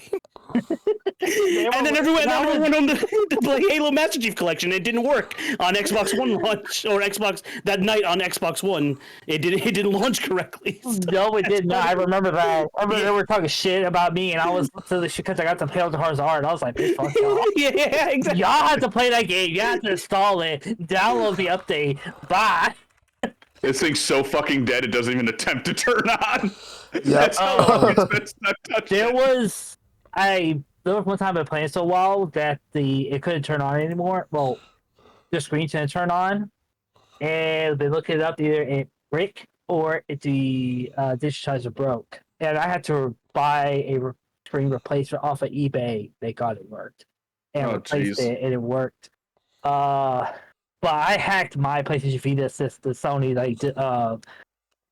turn off online. I was like, whatever, I'm done all this shit. I'm done all the games that's on here that you never released on the other console. Also, one thing to keep in mind is that if you have a lot of older disc-based games like on PlayStation 2, take good care of them because there's a good chance that at some point they might get disc rot. So you want to take care of your discs. Mm-hmm. Oh, absolutely. No, I didn't. I learned my Okay, lesson on that. Yep. How many of us were that dumbass kid? Please don't let me be the only one that left their games sitting outside of their case. No. Thank God.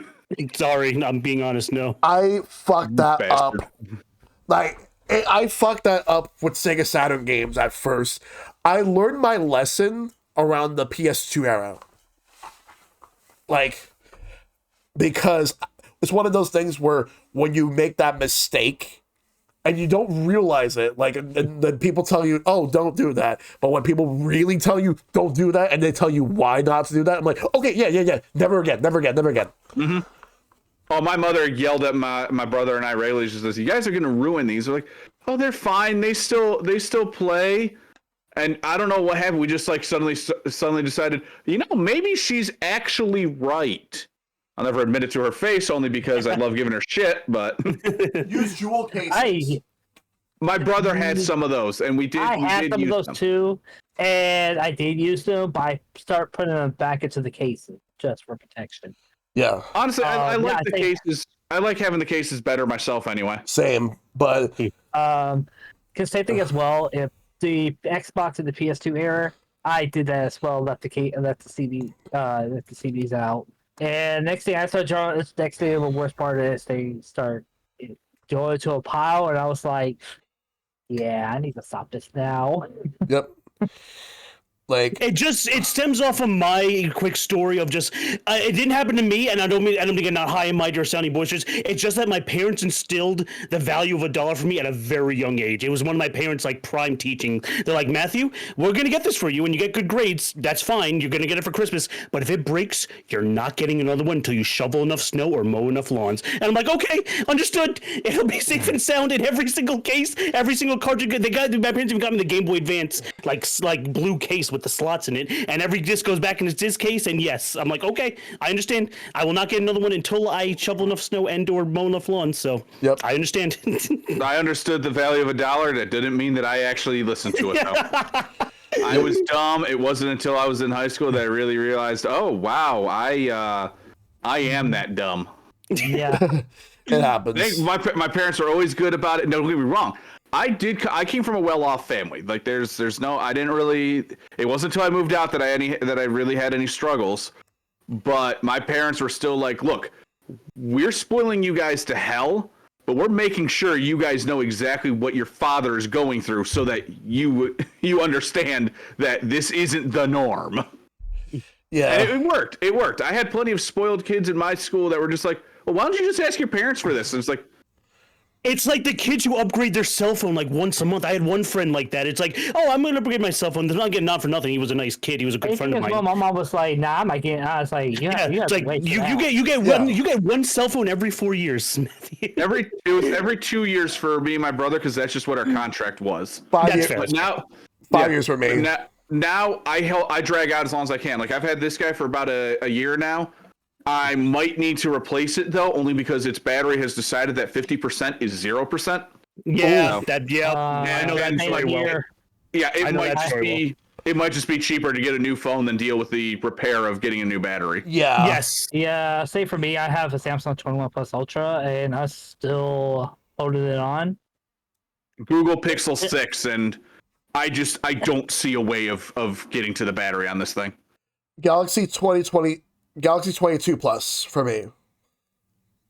Like The only thing was I had issues with charging port. Oh And yeah. I took it to a place my friends suggested to, and they were like, "Yeah, my port's not working. It's not The charging." phone I used to watch my It's not- streams on is an older phone. Which look at the back of it. yeah. like Yeah, I took it to the shop. They were like, "Yeah, I schedule a deal to just go up there." They were like, "Yeah, my port's not working. It doesn't hear anything. I just need to replace." It's like, "Oh, okay. Let me take a look."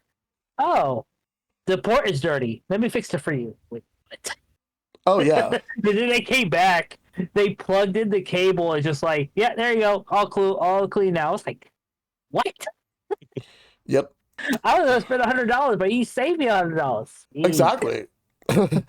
but yeah, Bubs, do you have anything else to add before I talk about how much No. my taste? You good? No, it's all you, man. All right, so for me, my tastes have changed heavily over time.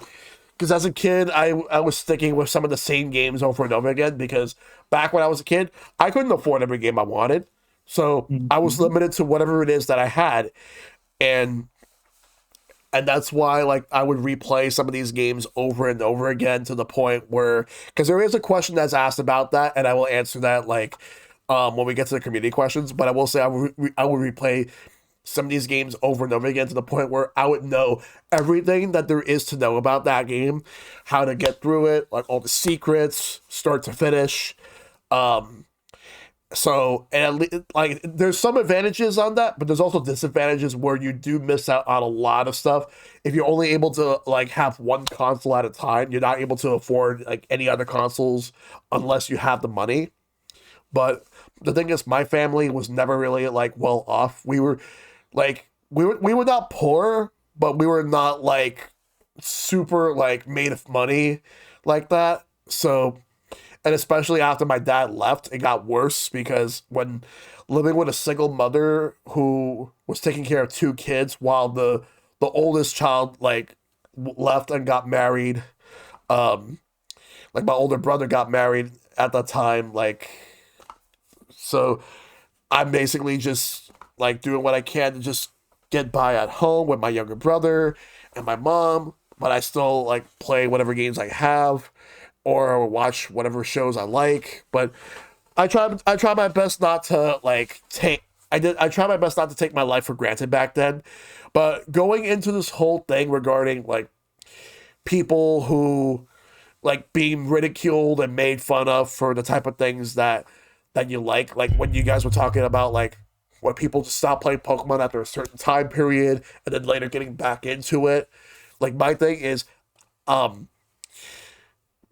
did not skip third gen. I love third gen. Like when I got Pokemon Ruby and Sapphire, I got Ruby and my brother got Sapphire. That's how we got it. And I was always the type of person to get the third versions afterwards. Like I got Yellow, I got Crystal, then I got Emerald. Though my brother and I both each got Platinum. And I will say Platinum like I wasn't that big on 4th gen, but Platinum made it better. Platinum definitely made that gen better. Platinum was the savior of the series. Yes. Yeah, it did. Yes, arguable. Yes. So it made sense for them to remake Diamond and Pearl 1-to-1 instead of anything to do with Platinum. Oh man, that was the groan I was looking for. Please continue, Shellshock. Yeah. The other thing also is that for me that because I remember when I was playing Pokemon like Ruby back when I was like 16 years old, I remember like people were talking so much shit about people playing Pokemon in high school.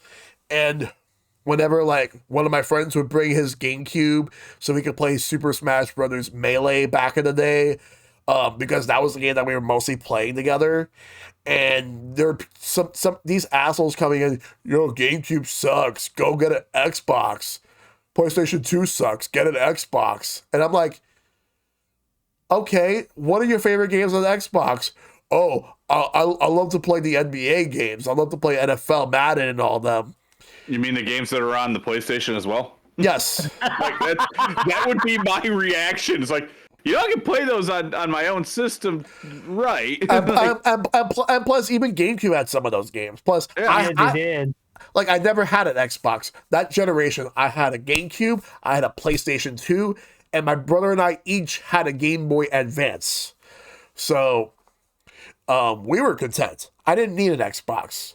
Like, yeah, I wasn't able to play Halo right off the bat, but there's plenty of other games to play out there. And plus, I didn't even give a shit about, like, images, like, being afraid to play like a certain game because other people are telling me like, oh, like I've had so many people unfortunately say a lot of homophobic and ableist shit right in front of my face. This is my shocked face. Yeah. Because people were assholes back then. They still are, but like at least it's easier to shut them up now. Exactly. Yeah. Ish. Depends on the topic.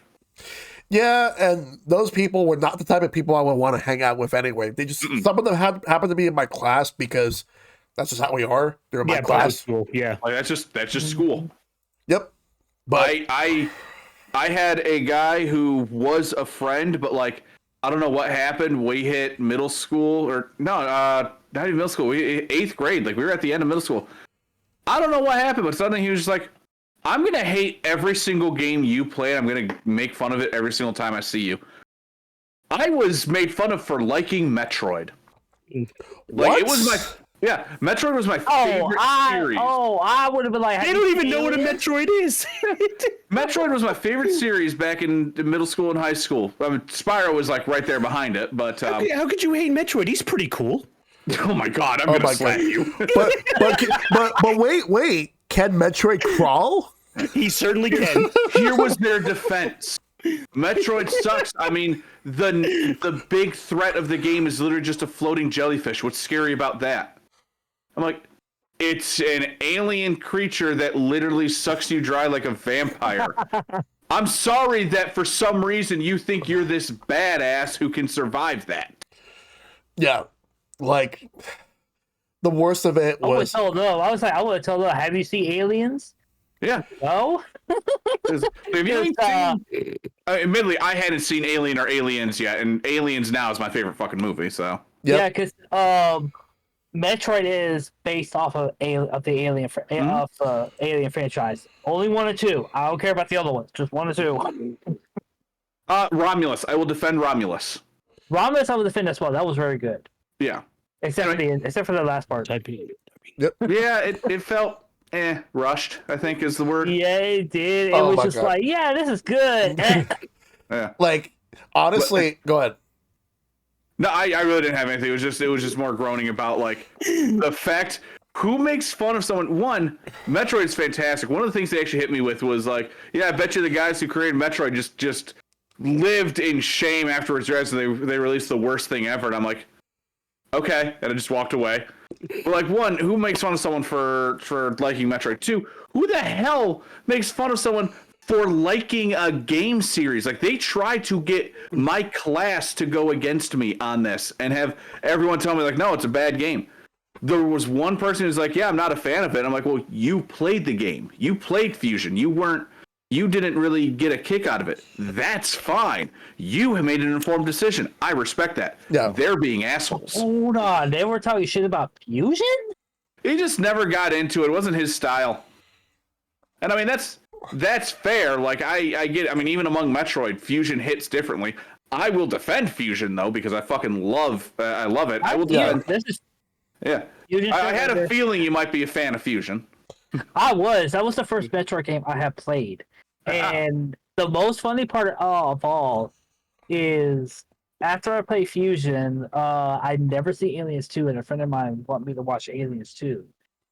And after that, I started playing Metroid Fusion again, and next thing I know, I started putting 2 and 2 together. I was like, hey, wait a I second. was like, wait, there's a lot of familiarity here. Yes, It is. And next thing I looked it up, I was like, Metroid is based off of Aliens. I was like, this is my favorite series. There's a reason the main villain of the series is named Ridley. Yep. Yeah.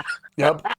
Basically, and that's why, like, I would not mind if there was like a death battle between Samus versus Ellen Ripley. I will say, as much as I would love that, it's so one-sided. Yeah, it's one-sided.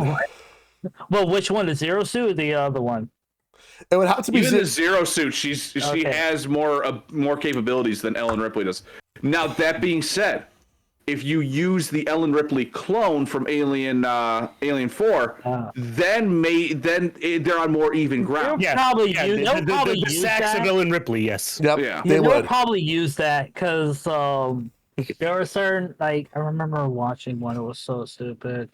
It was like Korra versus Storm, and they didn't want to use the Storm that was like the freaking Omega level bullshit. And I was just like, you don't want to use that shit. That'd be one-sided instantly. Yeah. But instantly, I was watching the Korra Storm battle. I was like, I'm going with Storm because, honey, she has that master of freaking storm and shit and weather and everything. She's literally worshipped as a goddess in her home country. Yeah. Thank you. Like, I'm sorry. I love Korra. I do. But she ain't no Aang. No, she's not. Aang stands a chance against Storm. Korra does not. Yep. Mm-mm. Now, that being said, in terms of like my overall tastes, like I've been like growing up, I've been more open to the type of games that I would get into, the type of movies, shows. But again, the only factor that gets in the way is time. Time will always get in the way of the stuff you like, but that's okay because you just do what you can to make time for the stuff you like. You won't be able to have all the time in the world for everything, so just make the time for the stuff that you're really into more than the most. So, Think about. Oh my God, this is gonna be ridiculous. But we're all 30 somethings. We can get a kick out of this. Think of what Burt Grummer from the Tremor series says: "Do what you can with what you got." that's Yep. how it is. True. And that's what I do. I just do what I can. So now let's do the community questions. We're gonna start off with Sammy G. They asked two, but I specifically said for one person, but they said to choose whichever one. And the one I'm gonna go with was were there any games back then that you love as a kid, but now in the present you really don't enjoy, and vice versa? That's a tough one for me. It's tough because it's like, like if I had to say any, it's mainly bad games, but I didn't think they were bad games back then. Like for example, the Karate Kid for the NES, I actually thought it was okay as a kid, but that game kind of sucks. But that being said, you wonder what game sucked that I grew up with? Who Framed Roger Rabbit for the NES? That game fucking sucks. And that game was actually developed by Rare, published by LJN. That game fucking sucks.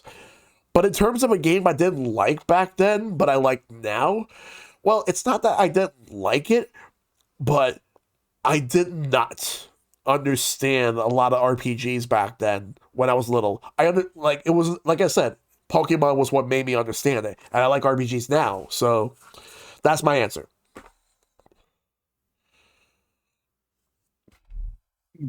All right. I suppose in terms of what I like that I liked back then that I don't like now. God, that one's a tough one. Like I can think of some that I don't enjoy as much as I did when I was younger, but like overall, I don't know if there's any that I would just outright say, yeah, no, it is a full 180 on it. And hell, even going the other way, something I didn't like younger. It's not quite me as a kid because this has only been like, I don't know, a decade, maybe decade and a half since I played this. Would be Final Fantasy 13. When I was younger, I finished it and I hopped aboard the hate train. And now that I'm playing it on my channel for my series, Is It Bad? I'm just like, I'm literally right in front of the final boss, and I'm just like, guys, this isn't bad. I don't think it's a good Final Fantasy game, but it's not a bad game. It doesn't feel like it fits in with with all the other Final Fantasies, and that's saying something considering how wildly different they all are. Yeah, but like that one has a lot of issues for me because there's a lot of story you have to read. Oh yeah, no, that's its biggest flaw is that you want to get the full story. You are sitting down and you are reading an encyclopedia, and that is an issue that even Final Fantasy 16 has. Years later, I had to go look on YouTube at just the story of Final Fantasy 13 was about because I didn't want to go up in my console and be like, oh god. I will defend showing a story instead of just telling it because the Soulsborne series, some of my favorite games, and they tell you no story whatsoever. You need to go digging for that lore, and I personally love that. But they do it right. Final Fantasy 13 does it wrong. Yes, I agree. Do you think actually I went over this. I sort of asked my chat this question while playing Metroid Prime Remastered because it was new at the time, just a year and a half ago. Do you think Dark Souls got a lot of inspiration from Metroid Prime? Because Metroid Prime does sort of the same thing in the show don't tell and the read a little deeper storytelling way. Do you think they actually got inspiration from there? I mean, environmental storytelling has always been environmental. That was the word I was looking for. Yeah, environmental storytelling is what you're looking for. And Metroid Prime is probably one of the first games that I played where the environment told the story to me, and it was absolutely amazing. And then I played my first Dark Souls game, which literally was Demon Souls. Yeah. And like just playing through it, I'm realizing like I'm not getting a lot here, but then I started noticing that there's the flavor text and all the items, and I'm like, oh shit, this is telling me everything. It's kind of that same moment because I got that playing Metroid Prime where it's like, I can read these log entries and I can see exactly what's going on. And honest to God, the fact the frickin' space pirates are shitting their pants because they found out, oh God, she's here. Yeah, that's so good. Yep. Also, personal favorite lore in the log entry in that entire game. When Samus finds out they are trying to recreate the power suit and trying to figure out how the morph ball works. Yep. And it led to the death of 3 of their test subjects. Yep. So I don't mean to interrupt, Shell, but are we all answering community questions like sort of just one at a time, like it's an open conversation? Well, one at a time usually, but if anyone wants to... Oh, yeah. I get you. I didn't want to interrupt anybody. It's all good. Remind me what the community question was. Okay, so the question is like... vice versa, liking a game, unliking a game, older to younger, etc. Yes. I gotcha. Real quick, I don't mean to take over a question, but chat does bring up an interesting point. Since we've inspired Avatar fans in chat, what's your favorite Avatar element? Basically, if you were the Avatar, what would be your primary element? Water. Okay. Earth. Mine would be water as well. I'd be air. One, I like air. I've always liked wind elemental in RPGs, and I'm also a wind elemental because Gemini, the zodiac symbol, is an air elemental symbol. I'm Aries. That's a fire symbol, but oh yeah, I'm just saying. I relate to Boomy way too much. Fair. So to go back to there you go, chat. Thank you very much. To go back to the question on hand, I guess I'll of course go up. Because my answer is very short. I actually don't really have a lot of games I liked and then found out I didn't like later as an adult. I had a very concise, again, being of more money as a kid rather than time, but I just had to make sure I would really, really super duper like a game. I'll just tell a couple of quick sub-stories about how I got shocked for maybe renting a bad game. One of the first ones, I remember this happened when I did my N64 tier list way back in the day, a couple of years ago. Most of my Nintendo 64 choices were great. It was like the classic Zelda's, Pokemon Puzzle League, great game, this and that. But I remember renting one game from Blockbuster, and I absolutely didn't like it. I never went back to it to this very day, and I should find out as an adult whether it holds up as my opinion of not liking it. It was the Goemon games, the purple hair ninja guy. I remember, here's my remembrance of the game. Again, this is like a 7-year-old old memory. It's like I'm controlling Goemon. You're in like the Japanese village area, and you enter this house, and this praying mantis screeches at you. I want to look up that sound effect one day, but this praying mantis fucking screeches at you, and I got traumatized, scared. I was like, well, I didn't like the game. My sister tried playing it a bit. She's not really like super duper much of a gamer, but she still games. She had NES, but we didn't get super far. And I remember the Blockbuster rental period ended up. I couldn't remember this maybe one day.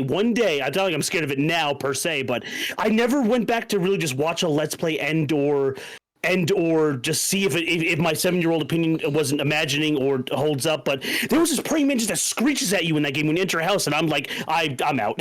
That was scarier than a Redead. My childhood me could handle Redeads. That praying mantis motherfucker, I guess, did scare me. I guess did rattle me at the very least. Childhood me could barely handle a Redead. I don't know how that mantis would have done for me. This praying mantis motherfucker.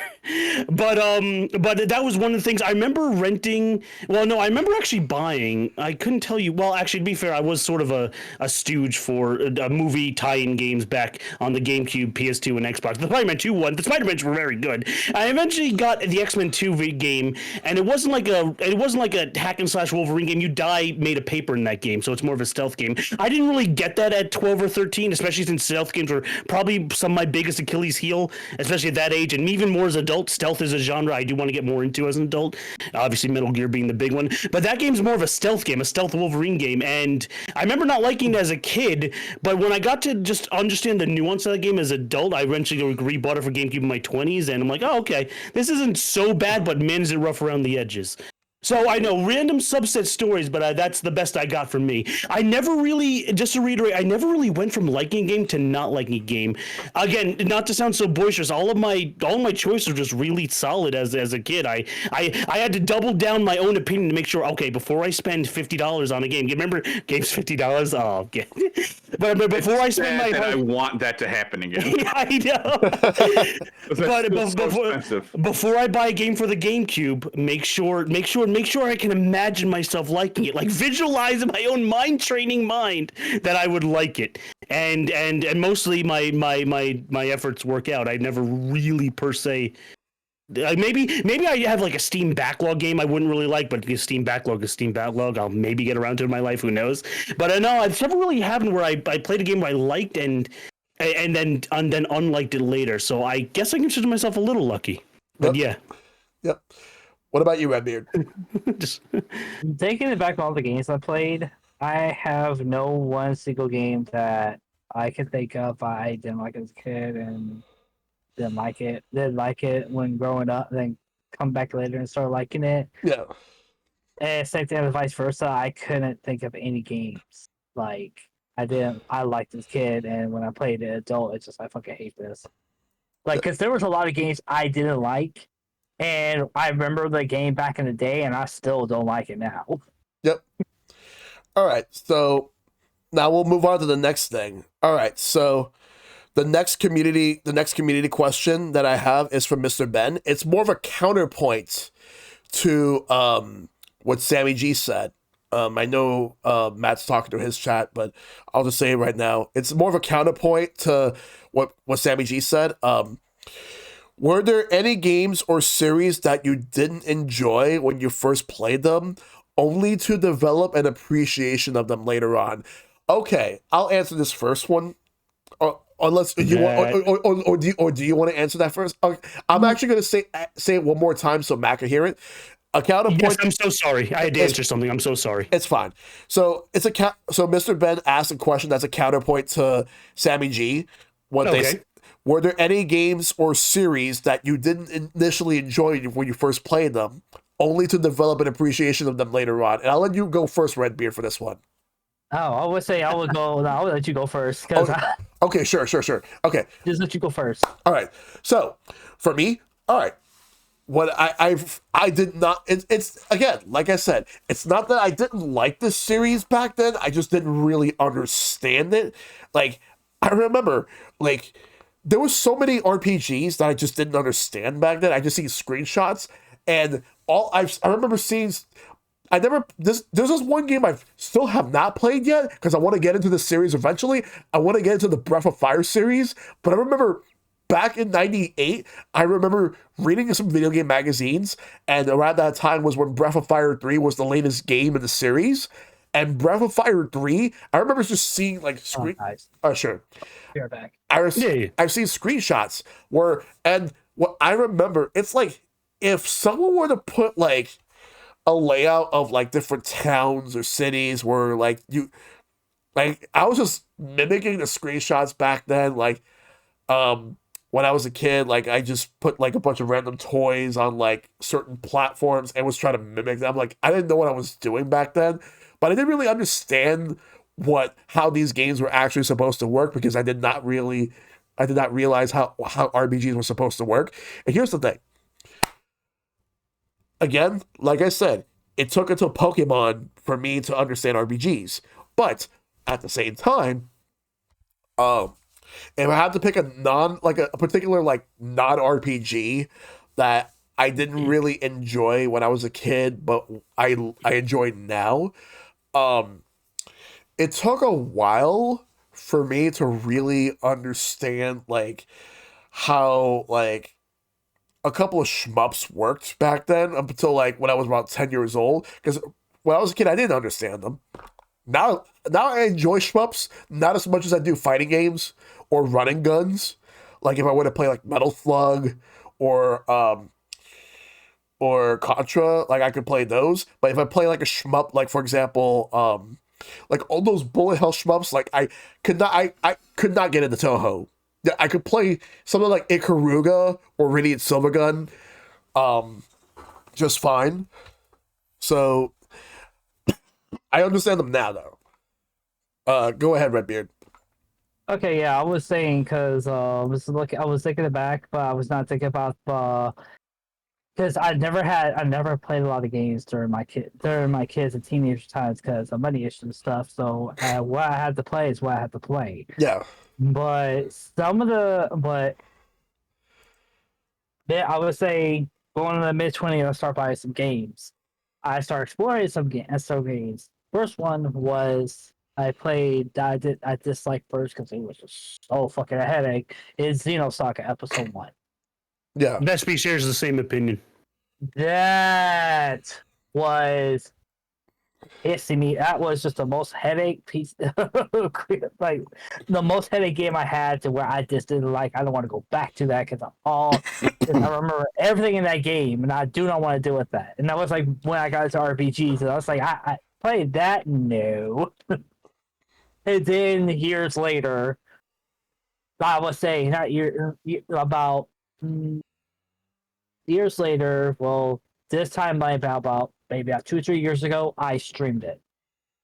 I streamed Episode 1, and everything started coming back out of the game that I played. And next thing it just made sense. I was like, oh my god, everything makes sense now.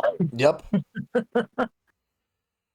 And there was a few other games. There was a few. That one was top of my mind because that was the most struggle thing that I just. It was in my mind until I played it a second time. I was like, I actually make sense now.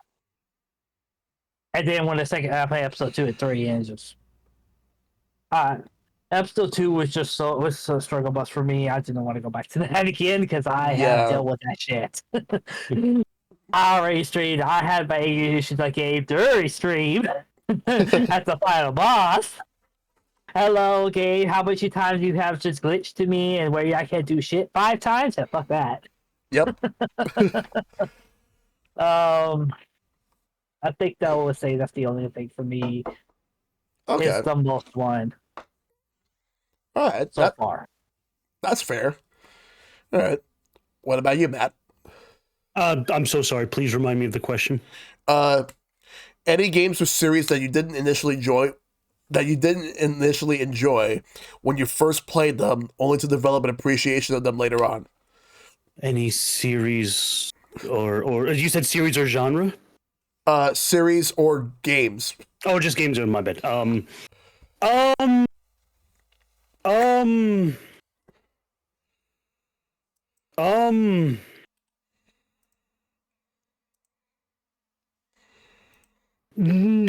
No, not as an. I have 2 little sub stories again, but no, not as a general example. Ever since my first exposure to JRPGs, Paper Mario, Pokemon, first gen, Final Fantasy X, Symphony, and that like timeline. I've loved that genre. Western RPGs. I remember my friend had Baldur's Gate for the PC, and we still had fun back in that day. We wrapped our head around the turn by turn, round by round mechanic because they use the D&D round by round system. That was fun.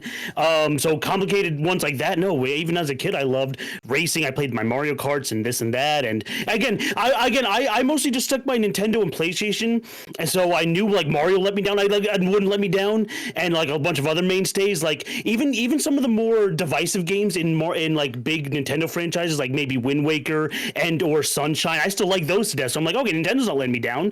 So I like all those genres. And PlayStation, like I got into my Grand Theft Autos when I was a teen.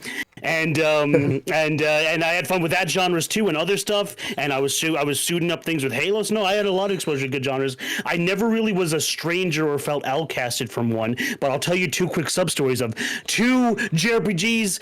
I didn't fully wrap my head / emotion, or maybe I wasn't in the right mindset when I first played them. But I understand and or like them a lot more nowadays. And that's two of them. And they're two really big games. And one really means a lot to Pete. Well, both of them are really good, but one means a lot to Pete. And that's Earthbound and Chrono Trigger. So when I first learned about emulating in the mid 2000s, I'm like, oh great, I'm a Chrono Cross fan. I played the spiritual sequel before the older brother game. I'm like, great, now that I know about emulating, let me try out Chrono Trigger.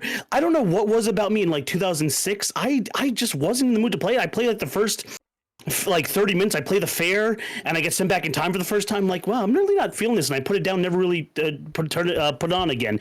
And the same thing goes for Earthbound. I'm like, oh, I can play the game where that funny kid from Smash comes from. Perfect. Oh, it's a turn-based JRPG. Perfect. I love those. And I get to like at least the mole, the second Guardian. Like I put it down on my emulator. I'm like, well, I mean, maybe I'll go back to it, but I'm like, and then it just fizzles out. That's circa 2006 and 2007. Come 2020 and 2022, P requests Earthbound for me on my game request list. But Yes. what I'm trying to say is being a content creator and or having a community and having people fun watch me play the game, I get through Earthbound. Earthbound wasn't a struggle. I do end up more understanding, even more as an adult, where that game was coming from. I wouldn't put it as like a super duper high, but I did get through it, and I would play it maybe again one day. And and it wasn't just a fizzle put down. I do understand it now. I wrap my mind, emotions, and my thumbs around it. And the same thing goes for Chrono Trigger. I played in 2022, and I'm like, oh, okay, I'm really feeling this game. I'm sort of getting it now. I played the Steam updated re-release, which was also an interesting task. It's not a bad port actually anymore because they added some of the extra DS stuff. It's missing one small DLC, but I digress. And it runs fine. I know that port had trouble back in 2017, but I didn't play it until 2022, so it was all fixed up, and I already owned it from like when it was like $5 at one point. Yeah. So I play that being a content creator. Yeah. And I ended up enjoying that, and my chat enjoys that, and we had a great time. So being a content creator helped me enjoy two games I didn't when I was a teenager. Or at least, I don't know, what was, again, 2006, 2007, we were all young teenagers in the midst of adulting and this and that. So who knows what I was feeling? It just could have been a mindset thing. But that's two big games that were very famous and very good that I was able to wrap my head around 15 years later. Yep. Very good. Yeah. Bubs?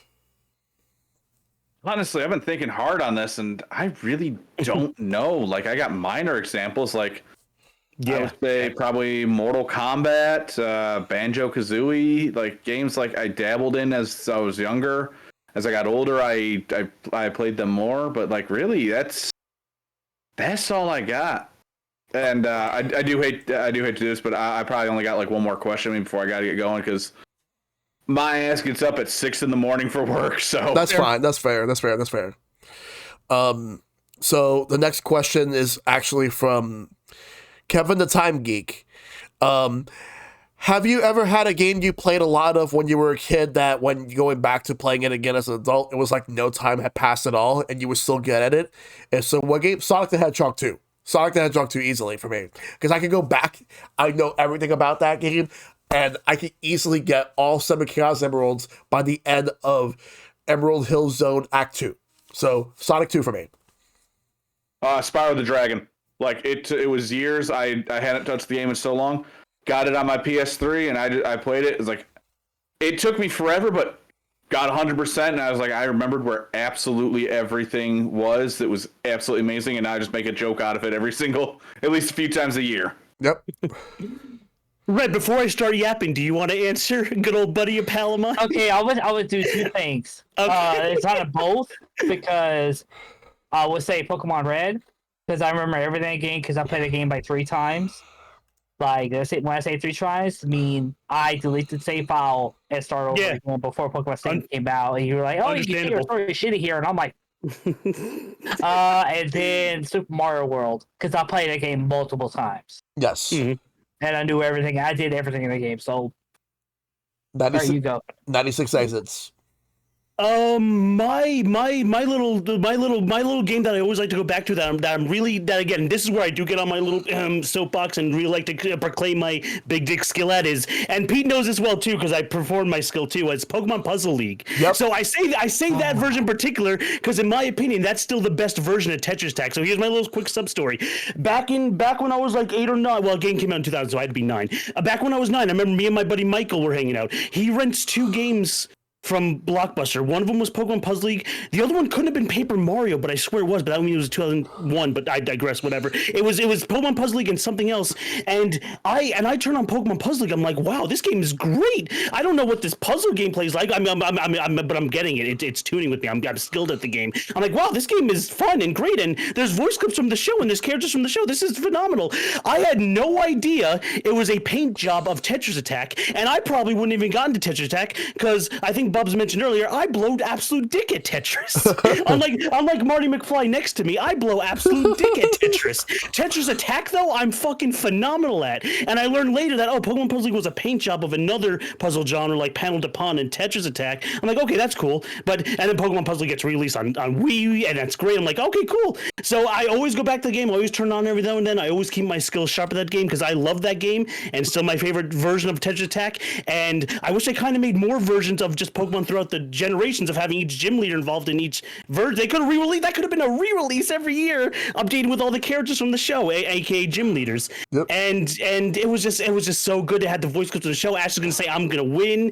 Oh God, Mewtwo was the secret final boss. Spoilers. That game is so good. It'll always live with me from a random discovery, a random pickup as a childhood, and I'll always keep my skills sharp at that game.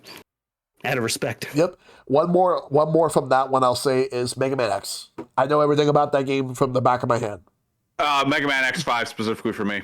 Yes. I will never get tired. I know where everything is. Yep. Absolutely. And I know that, Bubs, you said you have to go right now, right? I could probably do one more question. Okay. Then I got one from Dragon. Actually, yeah, I do got one from Dragon, yes. I have an interesting question. How has your feelings or respect for your own hobby evolved over time? As in, if you've been gaming since you were a kid, how has your feelings for the hobby grown with you? Like, it's definitely grown in a sense in which that, like, I have a lot more experience with a lot of the games I grew up with versus the games that are out now, and a lot of that carries over to the more modern games. But I've seen how trends have changed. And some of it for the better, some of it for the worse, but a lot of it for the worse because it's mainly more so the companies and what they're trying to push and some of the stuff I don't like. Like, I remember growing up, seeing, like, especially, like, as an adult, around the time, like, in the 360 and PS3 era, having, like, a lot of the microtransactions. Remember, there was a time where we had, like, those online passes in which that if you bought a used game, you had to buy an online pass online in order to be able to play online with people. I remember companies were pushing that for a while. They stopped because people were not having that. And what I also remember was that, and then it would just lead to some later trends, like how we would have, like, the more recent stuff like NFTs and AI, which sucks, but overall, I just have a lot of experience with a lot of the games that I have, and I'm happy to have that experience, and I'd love to share it with other people. That's just how it is for me. You guys can go ahead.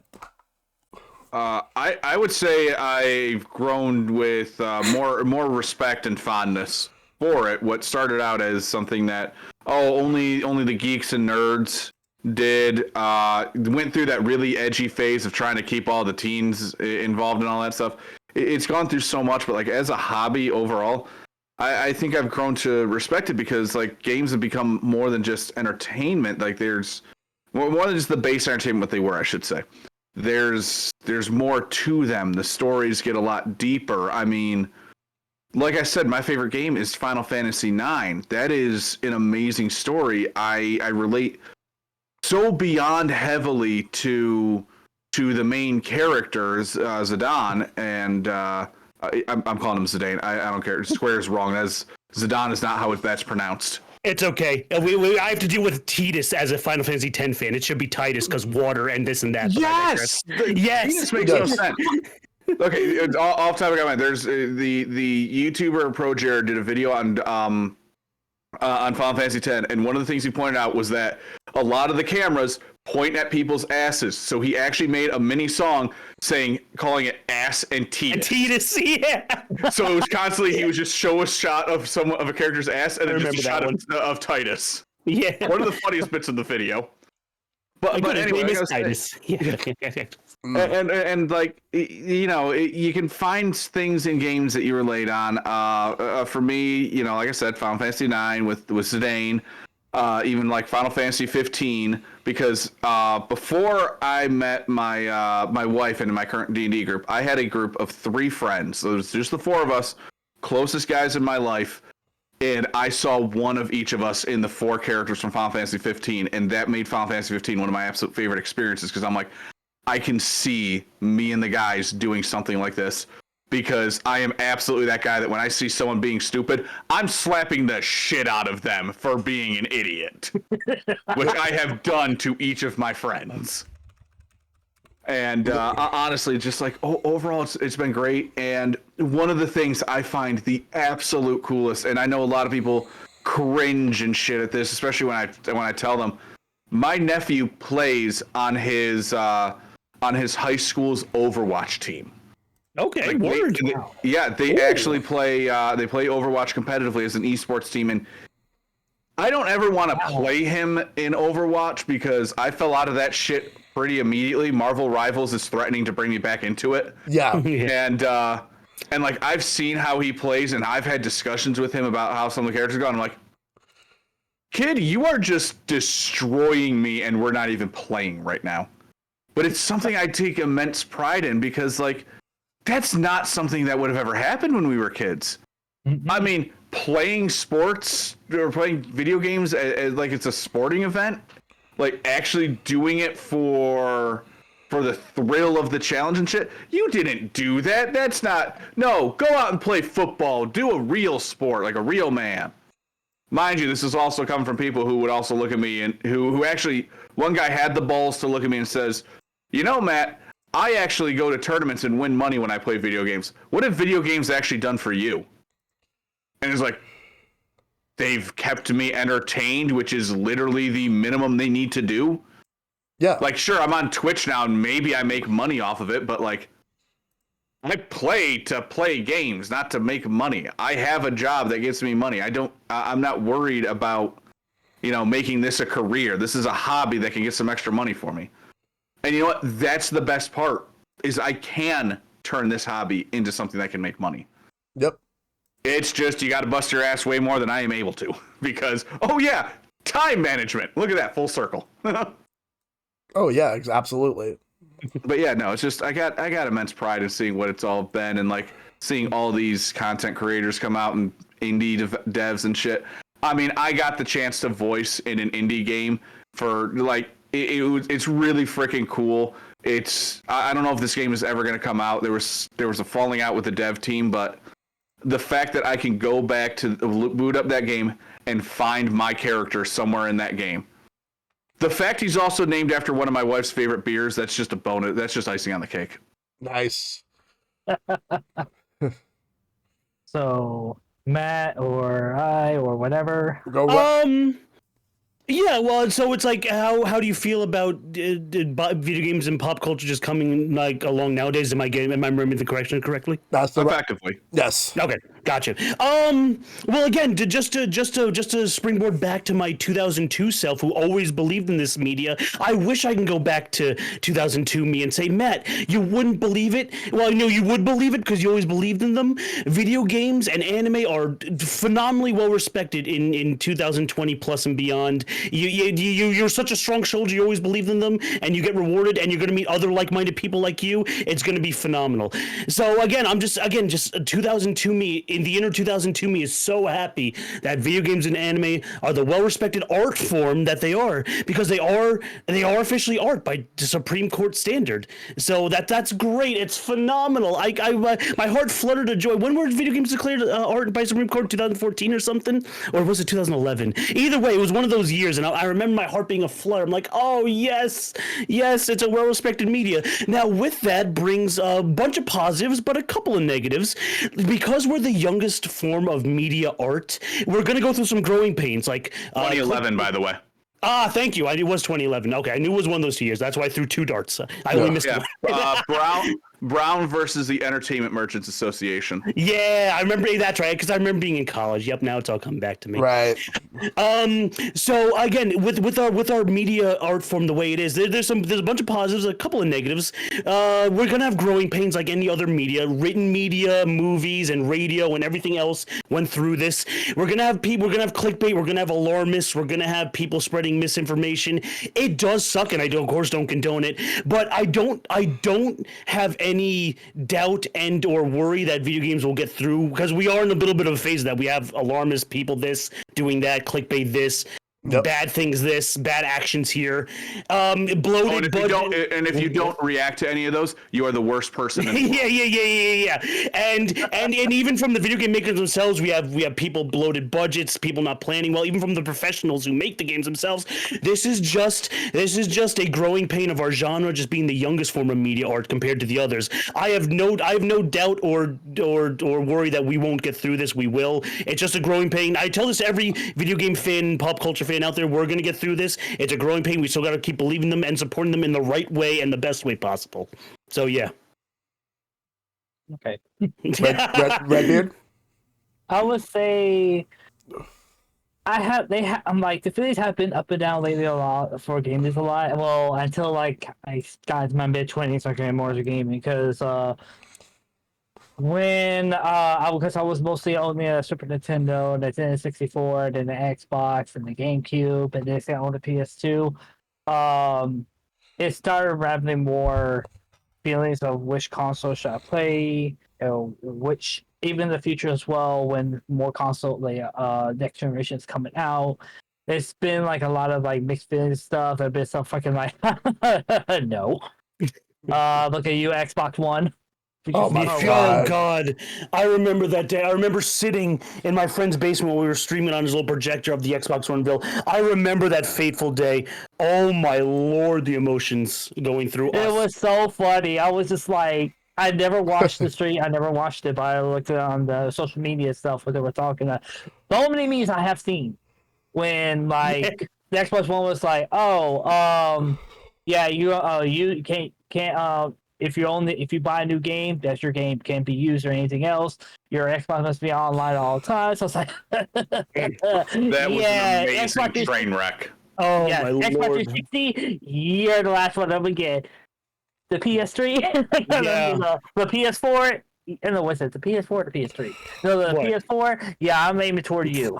And yeah, I've been mostly focusing on just PlayStation and Nintendo games mostly, because Xbox has been out of my radar all the time because there was so much stuff that wasn't really appealing to me. Yeah.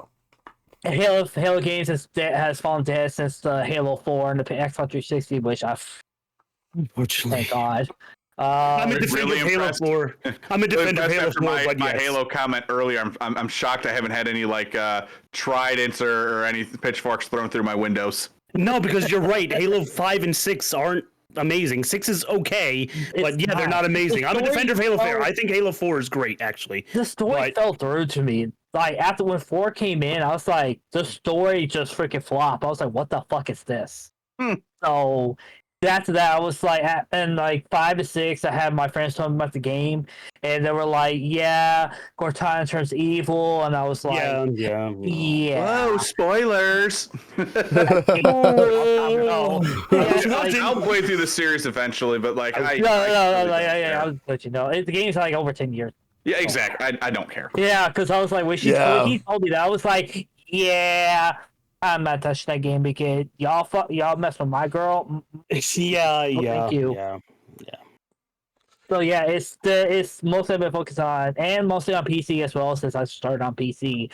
I've been watching, keeping updated with what's going on, all this stuff, and seeing all the buzz, all the games that's been going on, see what's the hype, what's the low, and what games to watch out for, and just mostly games I see that like are coming out that like surprise me whenever they do the reveal, whenever from like Nintendo Game Awards or some surprise reveal that you just popped out in the middle of the morning and I'm freaking dead as asleep. Woke up the next day like, Yep.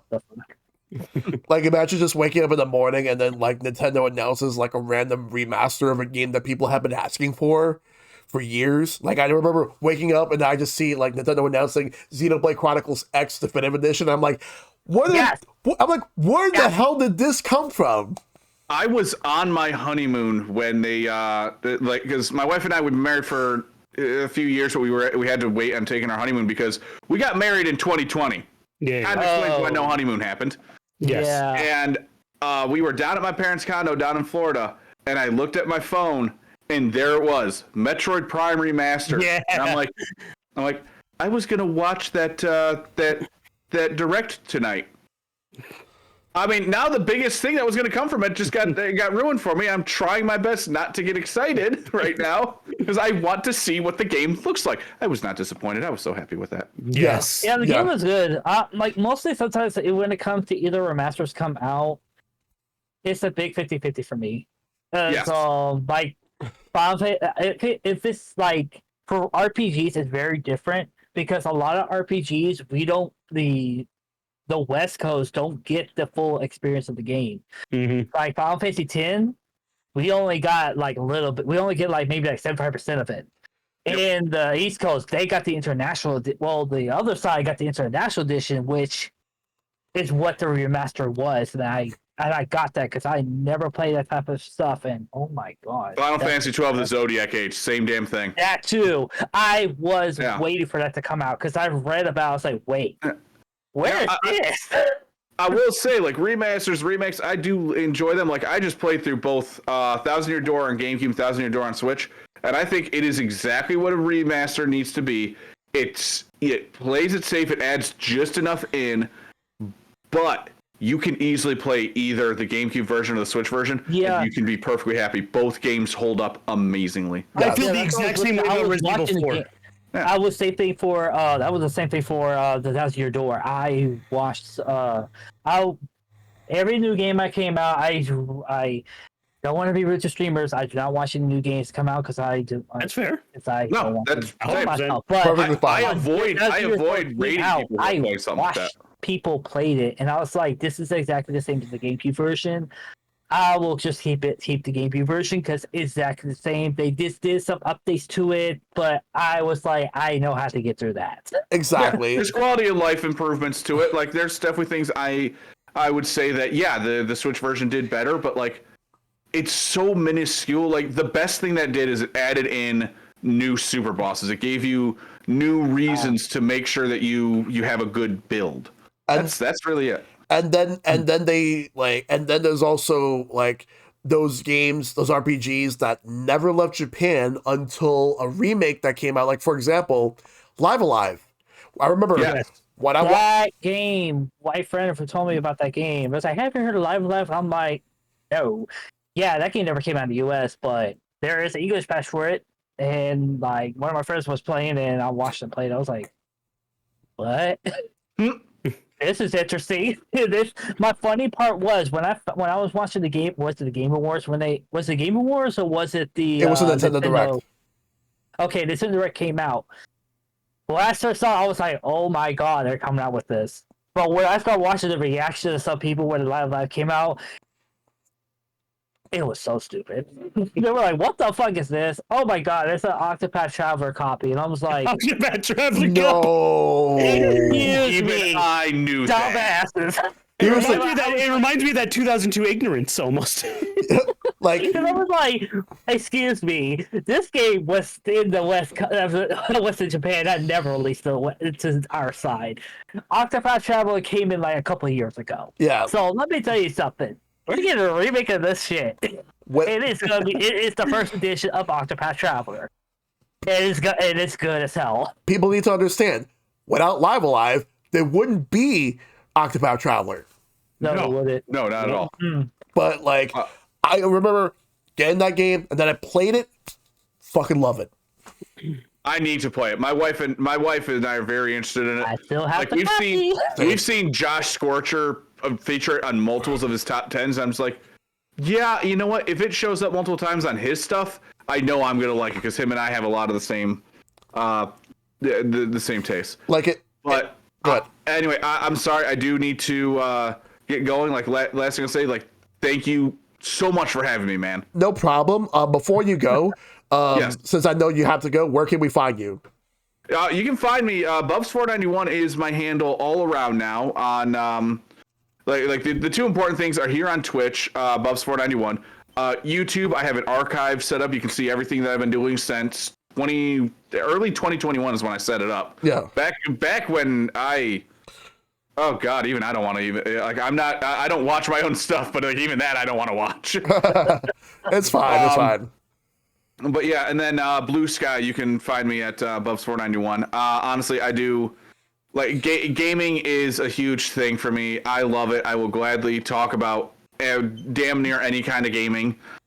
And like you, like we said, like it's amazing to watch it evolve. And now that I've got adult money, I'm able to collect things. Like I did see what one of the community question was, and I did want to state this. It was asking what is the oldest game you own, and I just want to give my one last answer. I own the original Super Mario Brothers on NES. Yeah. Oh my God. That was a close one. You know what? Hang on. One last thing before I leave. Let me. Yeah. Oh. Go get him, big guy. Which I just realized I actually skipped over that question. I am so sorry, Son. When you watch this, I am so sorry. Because I saw the question, I was like, "Where are you gonna get to this shit?"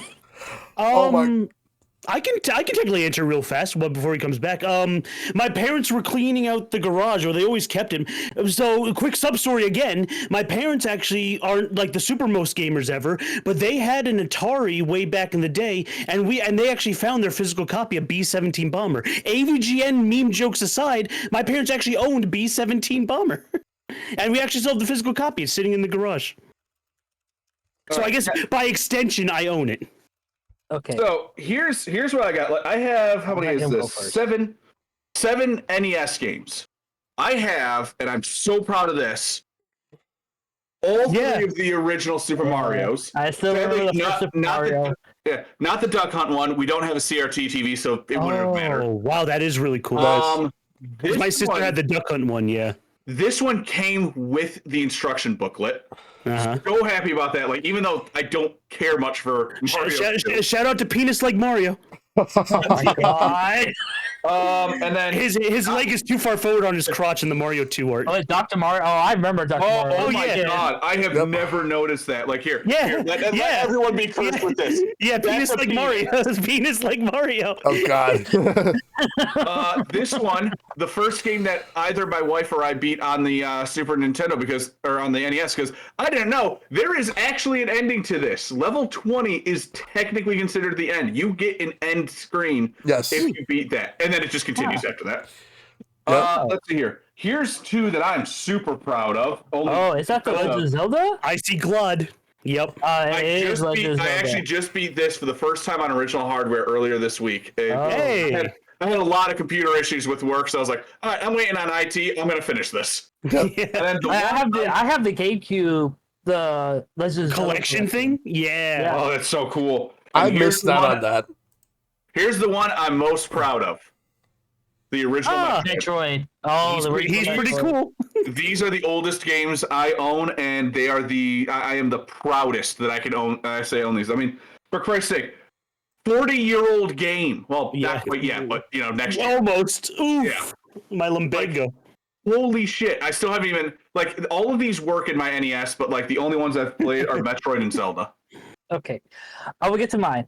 I've been digging through all the games I remember I have. I am going to exclude the freaking Virtual Boy crap because I really don't over and play that at all. But the oldest one I have thanks to Shell that bought it for me. Tweak it in. So, yeah. Oh, that's pretty cool.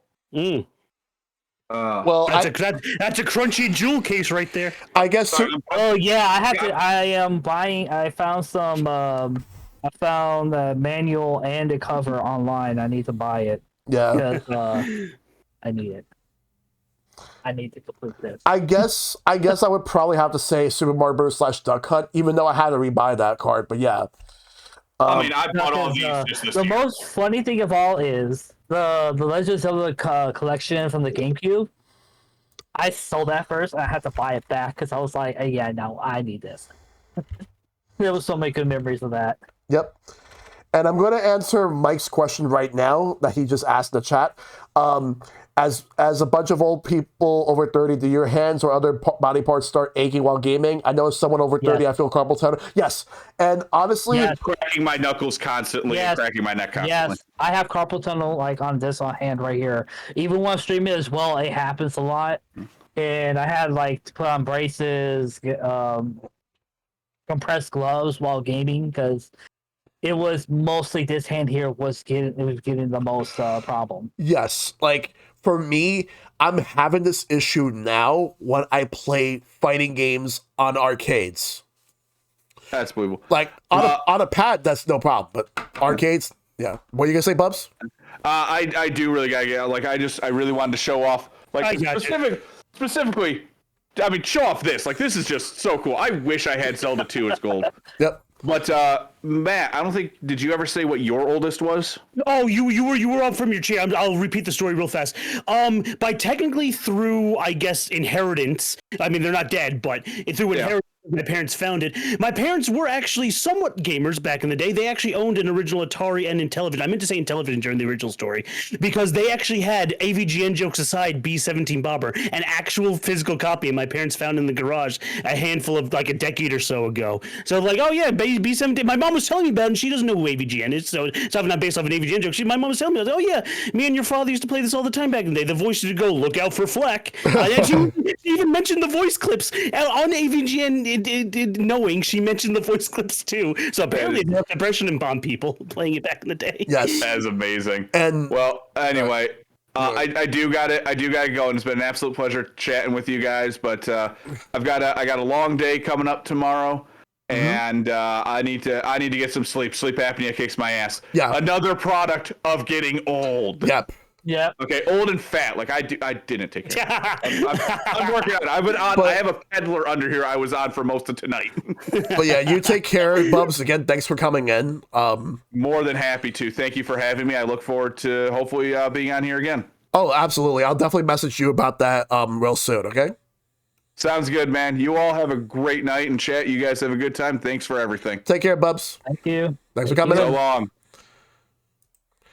All right, so now we have a few questions left. But the thing is, I will say though that for Super Squaz Plays, his question we already answered it, which is basically about the how much has our tastes have changed. So we pretty much answered that question already. But again, I still appreciate you asking that, Squaz.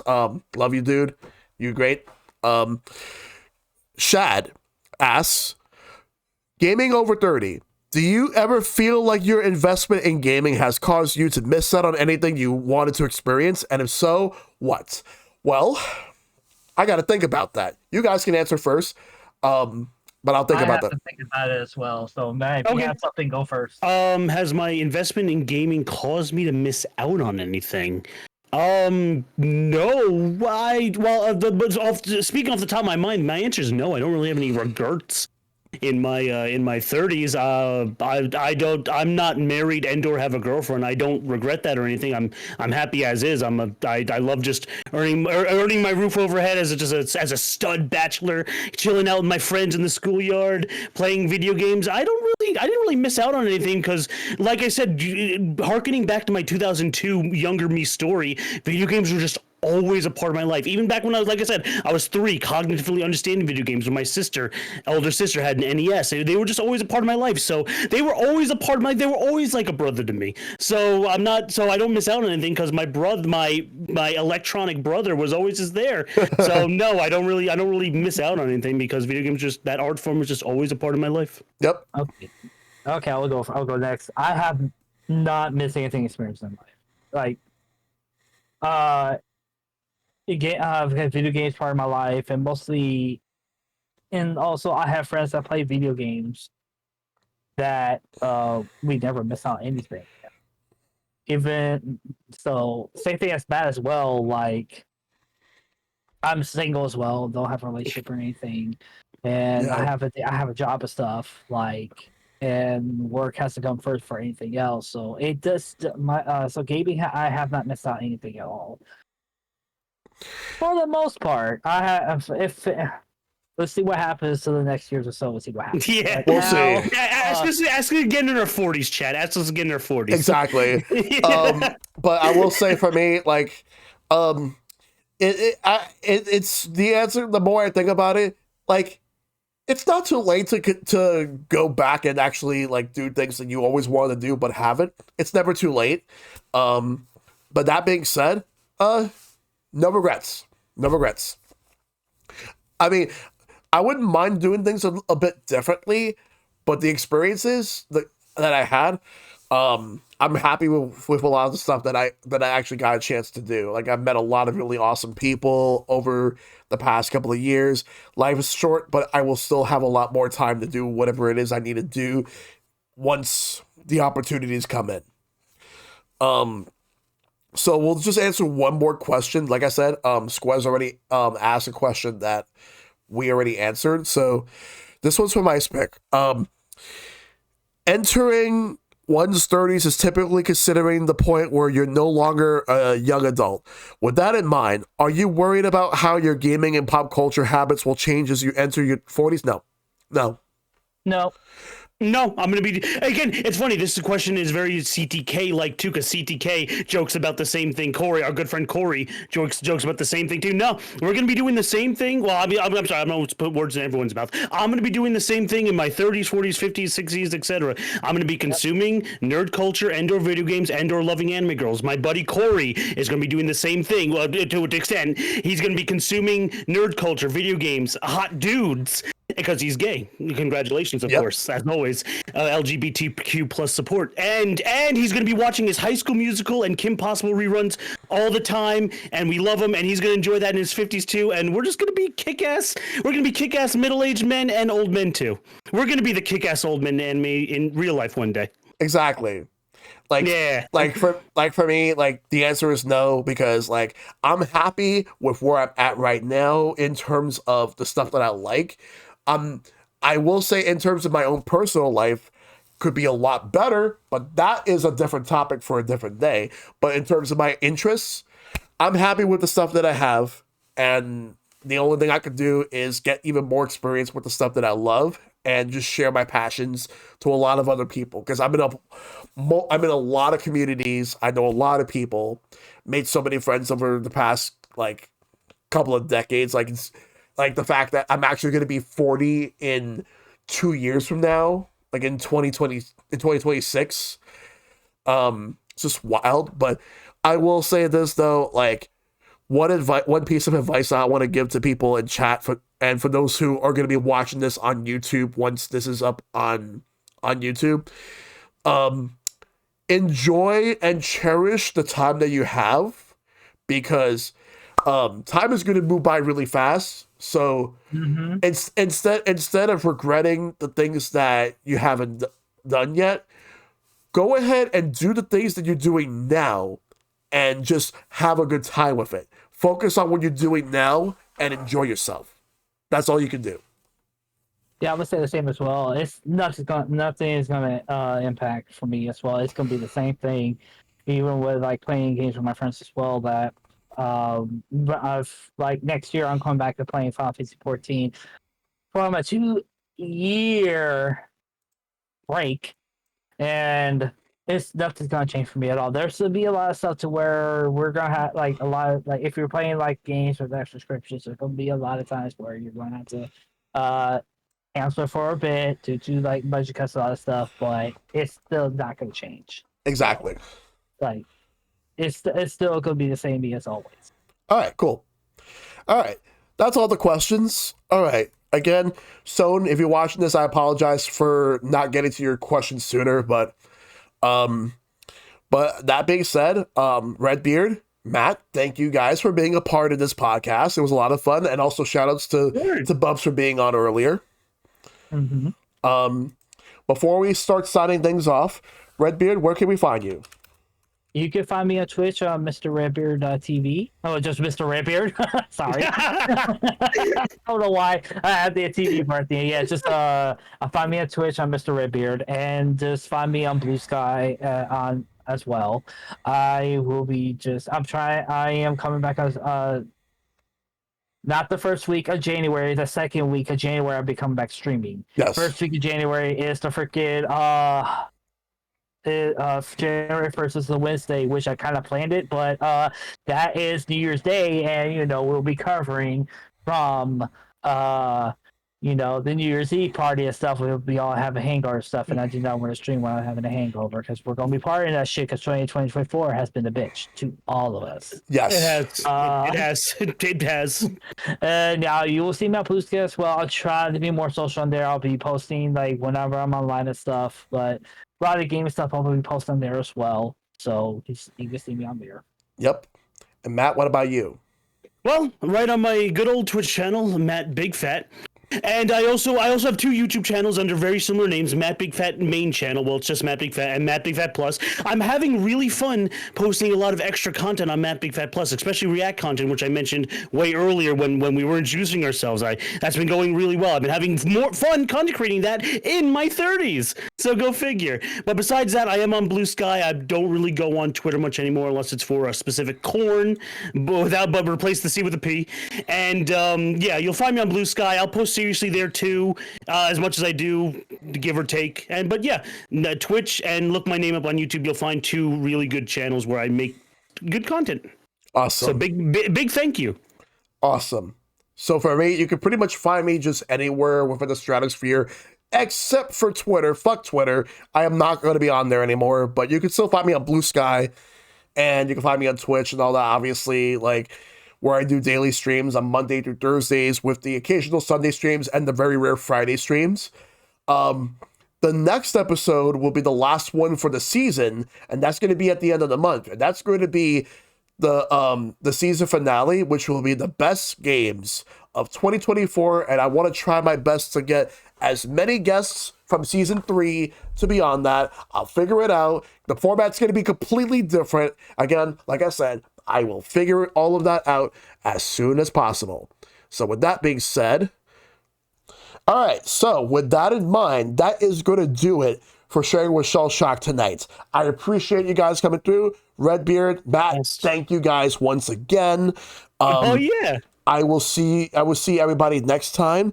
Make sure to take care of yourselves. Be awesome. Stay awesome. Tell your loved ones you love them. Check on them as always. Find for lasting peace. And I'll see you guys next time. When you're in your 30s or not, you guys are amazing. Y'all have a great night and take care. Bye, everybody. Bye, everybody. Bye.